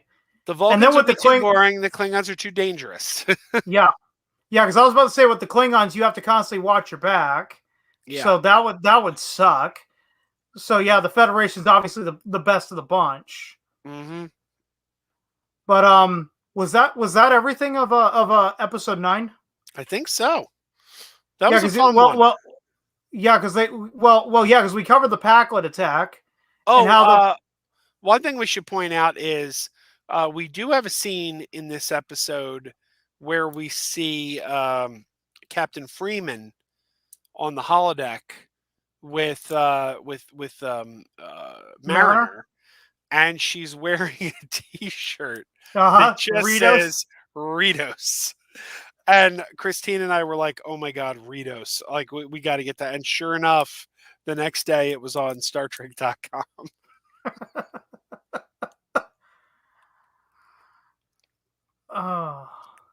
Yeah. We already brought the Packlet attack. So I guess we're on the 10th and final episode. Oh my. It's not first contact. It's first contact. Yes. Okay, first things first. I don't know. Did we ever think we were going to see the return of Sonia Gomez? My God. Right off the bat, we get Captain Sonia Gomez. It's like, holy shit, there is something I never thought we would see. And it was the original actress back doing the voice. What was that a reference to? Ensign Sonia Gomez on the Enterprise. She was in 2 episodes of Next Generation. Okay. Intended to be a love interest for Geordi. And, in her first appearance, she spilled coffee all over Captain Picard. And after 2 appearances, we never saw her again. But she was going to be like Geordi's new love interest. And they were kind of building towards that in 2 episodes. And then, boom, gone. And we get a reference to her spilling coffee all over Captain Picard when one of her crew members trips in front of her and she says, "That's all right. I've made a fool of myself in front of much more intimidating captains than me." So, yeah, I didn't pick up that reference. Like I said, the I'm kind of a casual Star Trek fan. I'll watch it when it's on, and I apply that to Next Generation.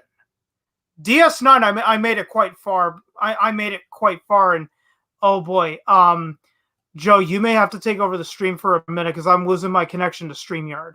Oh, so I'm gonna have to close out and reopen. You gonna be okay taking over for a couple minutes? Yeah, sure. I'll sing a song or do a little dance or something. Okay. Yeah, guys, I'm gonna be right back. Hi there. Welcome to the show. We're talking about Lower Decks, and I am here all alone. But I'm not here all alone because you're here with me. I got nothing.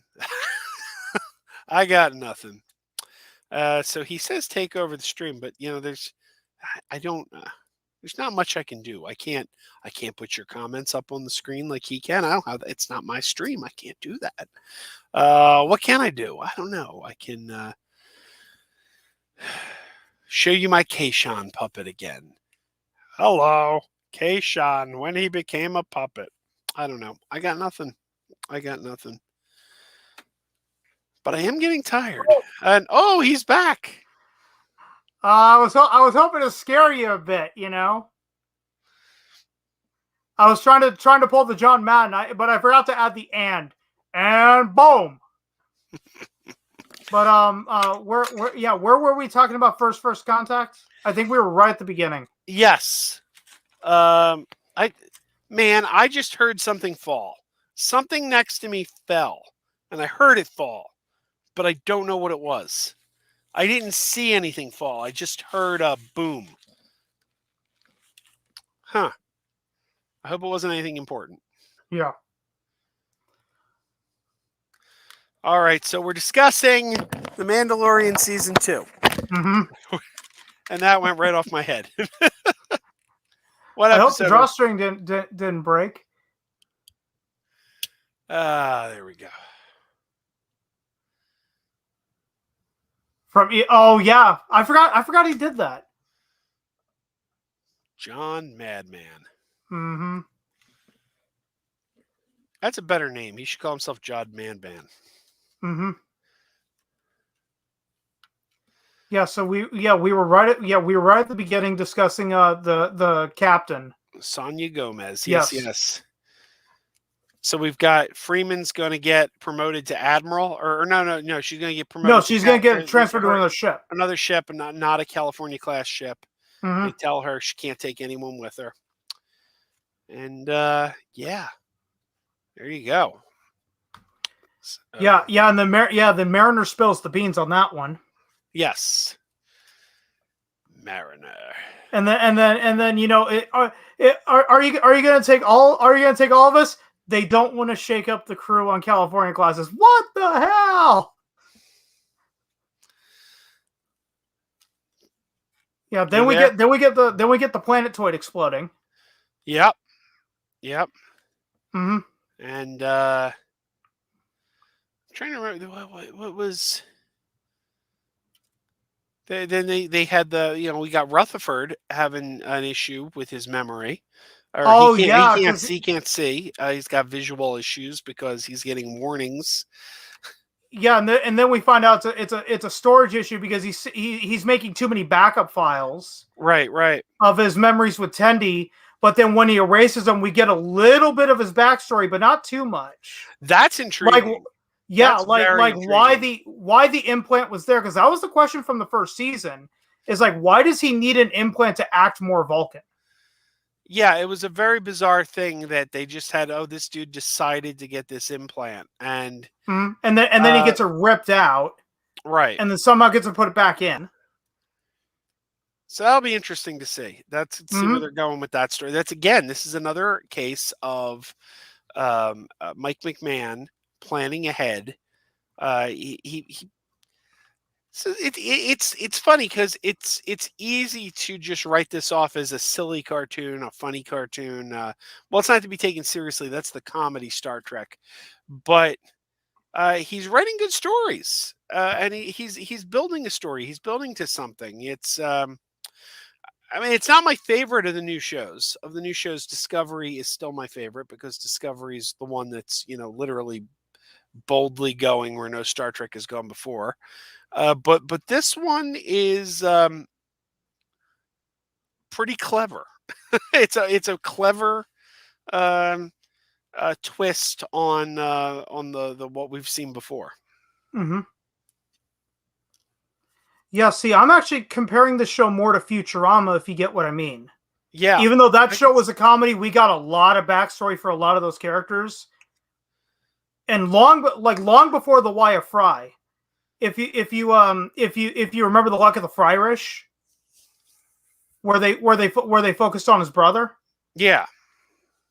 Then obviously you got Jurassic Park is the more famous one. Then we got a whole backstory on Leela, because we all think that she's an alien, but actually she's a mutant. Yep. It's good stuff. Mm-hmm. Yeah, but then I think we should talk about the ending of episode 10. Yeah, again, we're setting something up. We're going somewhere in season 3 with this. Yeah, where Packwood Planet blew up. Packwood Planet blew up, and Captain Freeman is arrested for conspiring with the Klingons to destroy Packwood Planet, which, of course, to the best of our knowledge, she did not do. I'm going to go out on a limb and make a prediction that second bomb that the Klingons gave them, the Packwoods did something. They wanted to test it on the asteroid, but then whoopsie. Yeah. Let's be honest. I can't put it beyond the Packwoods' stupidity. So that was self-inflicted. Yeah, absolutely. I mean, I don't want to jump ahead, but that's what the signs are pointing to. Yes. Red alarm. Mm-hmm. Red alarm. Mm-hmm. I was a spy. We need another bomb. We tested on asteroid and it don't work no more. Oh, I think that pretty much does it for season 2. Yeah. It says season 2, not as I would argue not as good as season 1, but I would argue with season 1 because it was a new thing and we didn't know what to expect. We were more excited for it. Yeah. But now that with season 2, now that we got more, I think it's because we got more of the same from season 1 as to why it's not as well regarded. One thing I will say is that with Next Generation, Deep Space Nine, Voyager, and Enterprise, a narrative formed, and it's often been repeated that, well, Star Trek shows are never that good in their first season. They need a season or two to get going. And we say that because season 1 and 2 of Next Generation were awful. Yeah, that was back when Gene Roddenberry had full creative control. Exactly. And then he lost it with season 3, and it miraculously got good. And season 1 and 2 of Deep Space Nine, I would argue that they are actually great, but they're not as great as 3 on. When the Dominion War starts and the Mhm. that show, it's just like this is good. This is good. Now it's great. Like Yeah. so I feel like that show's unfairly compared to it's not that what came first wasn't good. It's just that what came later was so much better. Yeah. And then Voyager always had trouble finding itself. And a lot of people argue, well, 7 of 9, it got better when 7 of 9 came on. So the first couple seasons of Voyager, people weren't crazy about. So, I mean, yeah, there you go. But I'm finding that in this modern era of Star Trek, this isn't an issue. This isn't an issue. I still think we have 3 seasons of Discovery. I think season 1's the strongest of the 3. We have 2 seasons of Lower Decks. I think season 1 is the stronger season of these 2.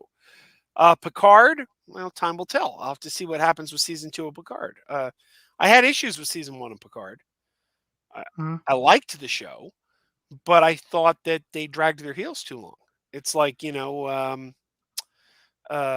were like a 10-episode season, and it's in episode 4, they were still putting their team together. And I'm like, come on. You're halfway through the season and you're still putting your team together. So it's not like it was a bad show, but I felt like it had pacing issues. Maybe that'll improve. So I don't know. Season Picard, I'll have to see how season 2 of Picard plays before I can actually speak to which, that there. But with the 2 Star Trek shows currently on the air, of which we have gotten multiple seasons, I think season 1 is the best on both of them. And that's a real turnaround from the Star Trek in the 90s, the 80s and the 90s. See, I'm going to have to take your word for it on Discovery. That was a show I never went out of my way to go watch. If you go back and watch season 1, it's really well written. It's really well written. When you get to the finale and you see where it was building towards, it's just every step of the way, it's good. Then you get to season 2. Don't get me wrong, season 2 is great. They bring in Anson Mount as Captain Pike. We get Spock. It's good. See, and I would argue that that's the problem with serialization, is that it's just building and building and building and building. And that's the real problem, is you need to wait for it to all come out at the same time. So that's one of the major weaknesses of it, versus a show like Lower Decks or the upcoming Strange New Worlds that are going to be more episodic. See, is that you could jump into it at any point. You can jump into it at any point, but I feel like it's weaker storytelling usually. Like, don't get me wrong. I'm glad Strange New Worlds is going to be episodic, because that will be what distinguishes it from Discovery. I mean, we've never in the history of Star Trek had 2 starship shows on at the same time before. Next Generation and Deep Space Nine overlapped. They were very different shows. Deep Space Nine and Voyager overlapped. They were very different shows. But Voyager and Next Generation didn't overlap. Did Voyager and Enterprise overlap? No. No, Enterprise premiered the year after Voyager left the air. Okay. So when Strange New Worlds comes on, and I'm not really counting Lower Decks, because Lower Decks has the comedy. That has something to distinguish it. But when Strange New World comes on, we're going to have 2 starship-based Star Trek shows in production at the same time. It's never happened before. You need something that will really make these shows dramatically different. And I can't think of a better way than Discovery's doing these serialized stories. Strange New World is doing episodic stories. That's something right there that makes a very clear difference between these 2 shows. But I feel like episodic television is a dinosaur from a bygone era. And I know that when Enterprise was on, they tried to do episodic shows for 2 seasons and they weren't that good. Then they got season 3, which was 24 serialized episodes straight through. And suddenly people were like, damn, this show just got good. And like everybody loved season 3. So much so that the head writer, Manny Koto, that they brought in for season 3, they promoted him. He became the showrunner for season 4. And season 4 got a little experimental, and they said, well, we did one big story arc for season 3. Let's do mini arcs for season 4. We'll serialize 3 or 4 episodes in a row. then do something else for 3. So they started like kind of playing with the format, but that show didn't come to life until it got serialized. And if you look at the shows that were on at that time, I think the best show on television was Buffy the Vampire Slayer. In my opinion, I think that was the best show on television, and it was serialized. And then we started getting shows like Lost and Heroes and How I Met Your Mother was delved into serialization too. Exactly. Even though that was still episodic to a degree, right? Season 9 was the only season that was truly serialized, but every other season you could realistically jump in at any point, with the exception of the finale. Right. Because I actually agree with James's point here that episodic shows can have strong stories that can lead into serialization. I think that's the happy medium. Start out episodic and then go serialized, because there's no guarantee that the show is going to take off after its first season. So why are you going to put all your eggs into one basket? Now, the one downside to serialization is the whole story has to hold together. And that's what makes season 1 of Discovery so good, is the whole season does hold together. They stuck the landing. They got to the end of the season and they stuck the landing. Season 2, they didn't. It's a good season, but when you get to the finale and see what the payoff is, it doesn't quite work. See, I make the same argument with Cobra Kai. Season 1 really stuck the landing, but then once you examine season 2, the problem with that ending is it relies on the third season having that payoff. And I don't think that the third season really had the payoff. You've watched the show, right? I have. I'm not sure exactly what you're referring to, but I was pretty happy with all 3 seasons of Cobra Kai. Oh, I didn't like how they handled Miguel's fall. I don't know. And more specifically, how fast he fully recovered. Because I argue that after that fall, he should have never gotten back to 100%. Yeah, he probably shouldn't have. But by the end of season 3, he's like 110% better than he was back before the fall. So it's like you just diminished your own finale. One of my pet peeves on television shows is, and shows like The Flash and Arrow are the biggest culprits of this. When they do a season finale where everybody leaves, everybody goes their own way. Everyone's like, has a split off where they're like, well, I'm leaving town. Oh yeah. And Jimmy's been promoted and he's going to New York, and everyone goes their separate way. And these characters have to come back together. There's going to be another season and these characters have to come back together.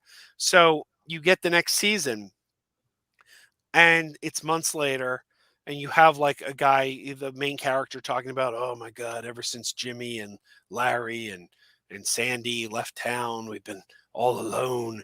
And then within the first 15 minutes of the episode, something happens and they all come back together. And it's like, you built a split that lasted, in terms of screen time, 15 minutes. Because we knew they were all going to come back. Well, the Flash did that too. Remember how they built up the Flashpoint? Yeah. And then it was like one episode and that was it. Right. When in reality, it should have been at least half the season, if not the entire season. Flash does that like every season finale. I haven't watched the most recent season, but for a while it was like Caitlin left town and Cisco left, and then they're back within 5 minutes of the premiere, and it's like, okay, we all knew they were coming back. We didn't think these characters were leaving. We knew you'd bring them back. But if you're going to have these characters disappear and exit and leave and go their separate ways, couldn't you make it last a little longer than the first 5 minutes of the season premiere? What was the point? What was the point of doing it? Just to have people sit all summer and go, I wonder if Cisco will be back. No, we knew he would. We knew he would, because the trades didn't say he's leaving the series. The sad part is like every show wants to have a Who Shot JR moment, but the problem is they want to do it like every single season, and they completely miss the point of Who Shot JR. Well, I think I think you can blame Star Trek: The Next Generation for that because, especially with genre programming, with sci-fi, the sci-fi genre, I think it really goes back to Star Trek: The Next Generation and Best of Both Worlds, because the Yep. Best of Both Worlds, the ratings and the speculation all summer were through the roof. They got their highest ratings ever that year when they came back for the premiere after leaving people hanging all summer. And then every show, every sci-fi show, every fantasy show, every show like that wanted to have their best of both worlds, and most of them didn't. They would have cliffhanger endings, but they were never as well received as that moment in time. Even Next Generation themselves, they did Redemption Part 1, Redemption Part 2, Times Arrow Part 1, Times Arrow. Next Generation never captured that again. I'm not saying those two-parters were bad. Some of them were quite good, but they never captured that moment again, like Best of Both Worlds did. Mm-hmm. Yeah, I remember every show did that. I know I'm going sitcom route, but I remember Friends did that at the very end of the 4th season when Ross said Rachel, and then you were left the entire time like, what's going to happen? I didn't watch Friends, so I don't know that one, but yeah, no, that was a thing. That was a big thing for a while there, and I think they've gotten out of it a little bit. It's not to say shows don't still do season-ending cliffhangers; they do, but it's not like it was. Well, I think the only shows that do it are the shows that are guaranteed to stick around. Right. Like they're not ending season 1 on them anymore. Right. Not with the amount of cancellations. Like if I'm not mistaken, didn't Dark Crystal end that way? Dark Crystal pretty much ended with a cliffhanger, but when you consider that the movie, it's a prequel to the movie The Dark Crystal, and by the time of the movie we know all the Gelflings are dead except Jen and Kira, maybe it's not much of a cliffhanger. You know, all these Gelflings end the season in a state of peril, and it's like, what's going to happen to the Gelflings? Well, you can show us in season 2, or we can just infer, well, they all died because we know where the movie opens. Yeah, but the problem with Dark Crystal though is that it wasn't marketed as a miniseries. Right. If it was marketed as a miniseries, it would have been more forgiving. There was supposed to be a season 2, but nobody watched it. And I had a conversation. You know, my friend Chris Stoltz from Muppet Stuff. I had a conversation on my channel with him about that when the show was first on. I said, I'm concerned because this is a great show. This is a great show, and I hear no one talking about it in the out in the world. You know, like when I go out to work, to where, you know, hanging out, you know, wherever I go, you hear people saying, "Oh my God, you watch Stranger Things? That's really good." There's shows that are the topic of conversation. Nobody was talking Dark Crystal, and that worried me because I'm like, this show is so fracking good, and it's not part of the public discourse. It's not being discussed. It's not being talked about. And I don't think we're going to get a season 2 because of that. And then sure enough, we didn't. And well, I had read that the production costs were very, very high on Dark Crystal, but to be fair, they had to make all the puppets. That's true. That's so very true. The season 1 production costs are always going to be high, but on a show like the Dark Crystal, where once you have the puppets and the sets for them, season 2, your costs should go down. They should. I would have actually been relieved or satisfied or whatever if we could have just gotten a movie to close things out. But you know, Netflix is really bad about that kind of thing. They're very bad about that kind of thing because the TV series Glow. Yep. Was renewed for another. Yeah. I was on that podcast with you when we talked about that. Yeah. They shot the first episode pre-COVID, and then all of a sudden they just canceled the season, and it was supposed to be the final season too. Right. And I'm still saying that was a hit show. That show was a hit. And you're telling me you can't get this cast back together just to film a movie to wrap things up? They could have. I think it was just Netflix didn't want to put up the money. Let's be honest. Exactly, but that's they want to focus more on Resident Evil and what's the other one they have? Cobra Kai being another one. Assassin's Creed. They also acquired the rights to that.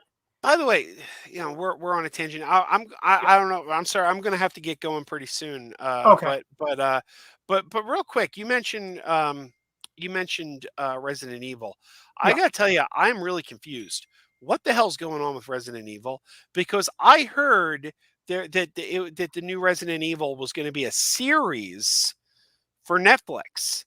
But then last night I went to see Halloween Kills and I saw the trailer for it and it said only in theaters. And I'm like, what the frack? I thought this was a series for Netflix. Yeah, that's what I read because I know that they released a show in July. I don't really follow Resident Evil. I've seen bits and pieces of the movies, but so I don't know too much about Resident Evil, but I had read Netflix series all along. And then last night I see trailer only in theaters. And I'm like, I'm genuinely confused now. The title is Resident Evil Welcome to Raccoon City. Yeah, I saw the place card on a Netflix not that long ago. So I don't know what's going on with it. Did they make a movie that is then going to be followed up with a series? Because I mean, that's old school. That's what Battlestar Galactica and Buck Rogers did back in the 70s. Oh, Star Wars: The Clone Wars did that too back in 2008. Yeah, that's not too common these days anymore. But yeah, but that's the only thing I can come up with. Yeah. Well, I mean, we've been going for over 2 hours, so Star Trek Lower Decks Season 2, if you liked Season 1, you'll probably like Season 2. You agree with that? Absolutely. It's I'm not the kind of guy who'll just accept any old Star Trek. I've been known to be quite critical, as anyone who's heard me rant about Star Trek Voyager, which I admit I've softened on over the years. Oh man, back in the day, I've gone on some epic rants about Star Trek Voyager, but I've always had problems with Star Trek Voyager. Star Trek Nemesis bothered me to no end. Star Trek Into Darkness. When I get angry about Star Trek, I get angry about Star Trek. But that said, all in all, I'm thrilled that we're getting so much Star Trek right now. And, complaint here, complaint there. Like I said, Picard, I thought, dragged its heels getting going. And I don't like a lot of the profanity they've been throwing on Picard. And, not every joke on Lower Decks works for me. But generally speaking, we're getting some good stuff. And I'm pretty excited about it. Mm-hmm. And if you also look at the show, it's probably the least divisive. I mean, if you exclude the Fandom Menace channels, I don't include them. They almost don't count anymore, though. They almost don't count because their bread and butter is hating stuff. Yeah, that's what their audience wants to see. That's what they need to push. They need to push anger. That's why the man in the mask ends every video with "stay angry" because it's not good for business if you don't. If you're happy, you're not willing to send him your super chats to help him fight for pop culture. You need to be angry. He needs you to be angry because that pays his bills. If you're happy, you're less likely to give him your money to fund his fight for pop. So after that drama a few months ago, he's probably not doing all that well. I reported on it, and it's actually my most popular video on the YouTube channel right now. Are we talking about when they came after him on that stream and said that, basically said he was full of shit? Yep, I believe I titled the video "The Fandom Menace is Falling Apart." That video is still getting views to this day. It refuses to die.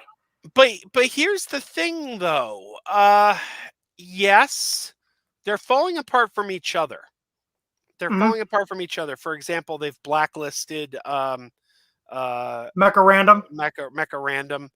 I covered that too. Her boyfriend has been kicked off of Midnight's Edge. Yep. They're falling apart from each other. But individually, they're putting my channel to shame in terms of views.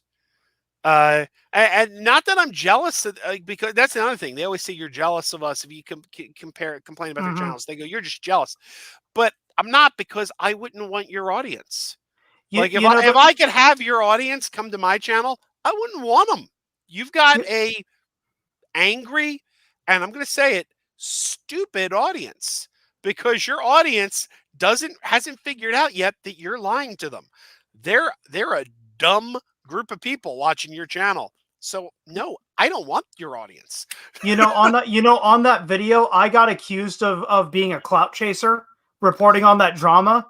And I basically said that the whole time, I'm like, dude, if I wanted to gain more subscribers, I would be making, anti-Phantom Menace videos every other day. How many Phantom Menace videos have I ever made? 2. People have phrases that they throw out there. Mm-hmm. And the thing is, what do they mean? It's like, it's words, but what do they mean?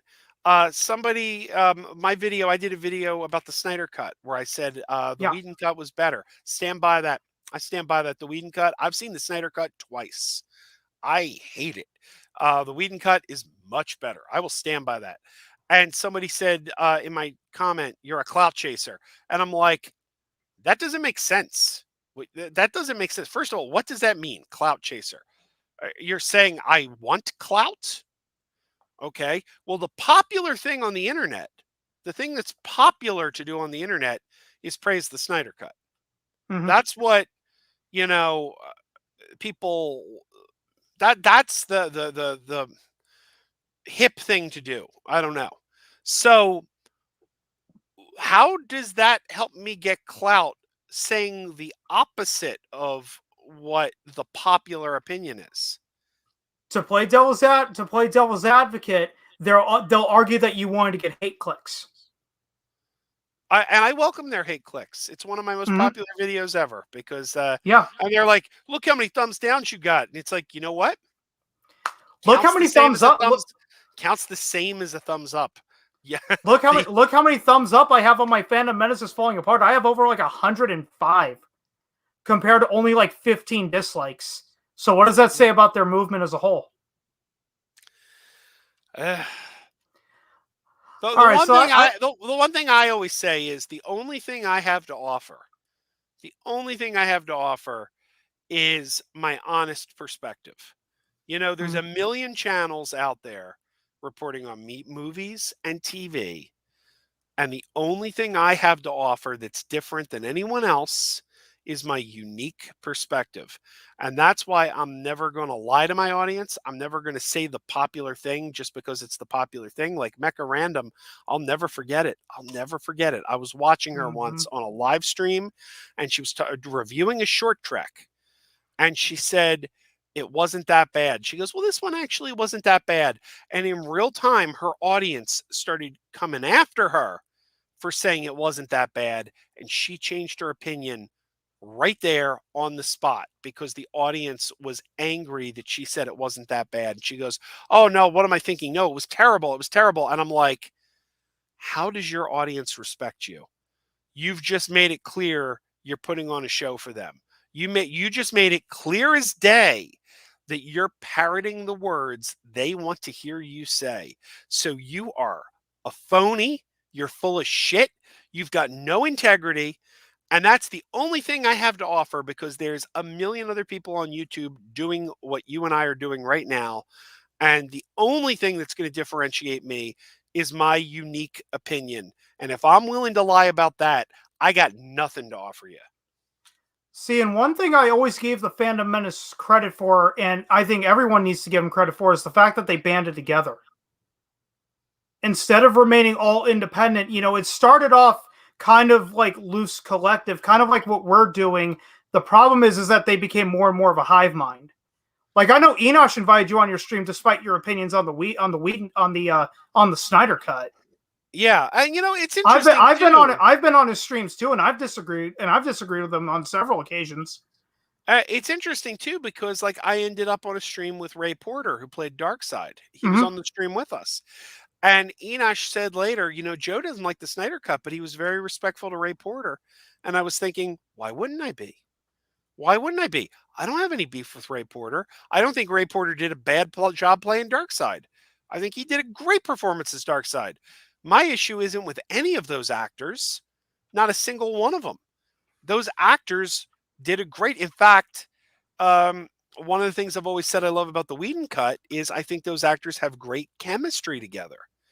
I love those actors in those roles. I think those roles were very well cast, and those actors are terrific in the parts, and they have great chemistry together. Yeah, I don't really like that, but look. To be fair, Ray Fisher's great as Cyborg. I think he's great. He's great as Cyborg. He had great chemistry with Ezra Miller as the Flash.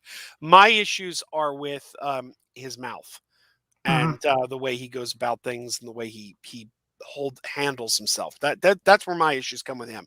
It's not his acting. So it's like, no, of course I'm going to be respectful to Ray Porter. I have no beef with him.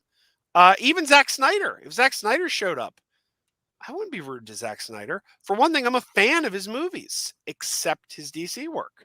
I loved Dawn of the Dead. I loved Sucker Punch. 300 was great. It's just he has a vision for these characters, and I know how I see these characters. And on these characters, we don't see eye to eye. The way he sees Superman is not the way I see Superman. So it's like, no, I'm not a fan of his take on Superman. But doesn't mean I hate him. Well, Joe, we've gone for almost 2 hours and 15 minutes. I think this is a good spot to end it. Sure. We were talking all about Lower Deck Season 2. We tangented a lot about Star Trek, then Phantom Menace, and then, who knows where else we would have tangented to had we kept going. But I don't want to hold you. I don't want to hold you forever. I don't want to do 3.5 hours again. So I'm on other platforms other than YouTube. So tell the people where they can find you if they want to follow you. Well, over on YouTube, you look for MegaPodTastic in YouTube, and you'll find me. You can also go to megapodtastic.com. I post all my videos right to megapodtastic.com. However, I'll admit I'm usually a few days behind on posting the videos. So if you go to megapodtastic.com, you will find all my videos, but they won't necessarily be all up to date. But that is where you'll find our MegaPodtastic podcast, which comes out every Friday. You can also find that any podcatcher, your Apple Podcasts, your Stitcher, whatever, wherever the kids are getting their podcasts these days, you'll find the MegaPodtastic podcast there. So there you go. There you go. And I am providing a link to your website, your YouTube channel, and the link to your Apple Podcasts in the description down below. I'm not trying to do like the Stitcher and the Spotify. Otherwise, there'd be like 50 different links.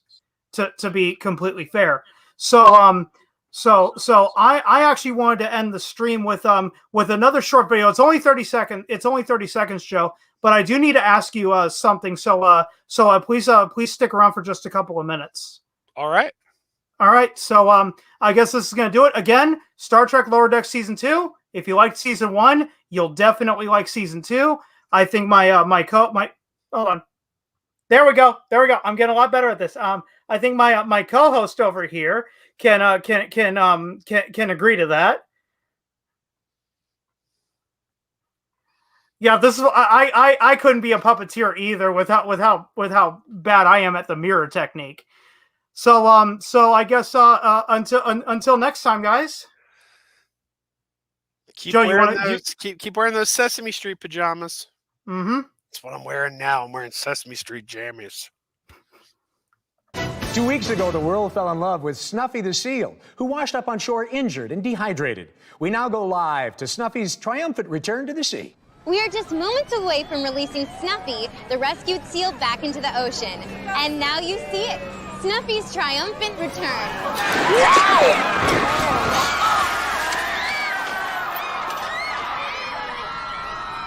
Holy Shark Week. It's a bad week to be a seal. What are you still doing here? Go home.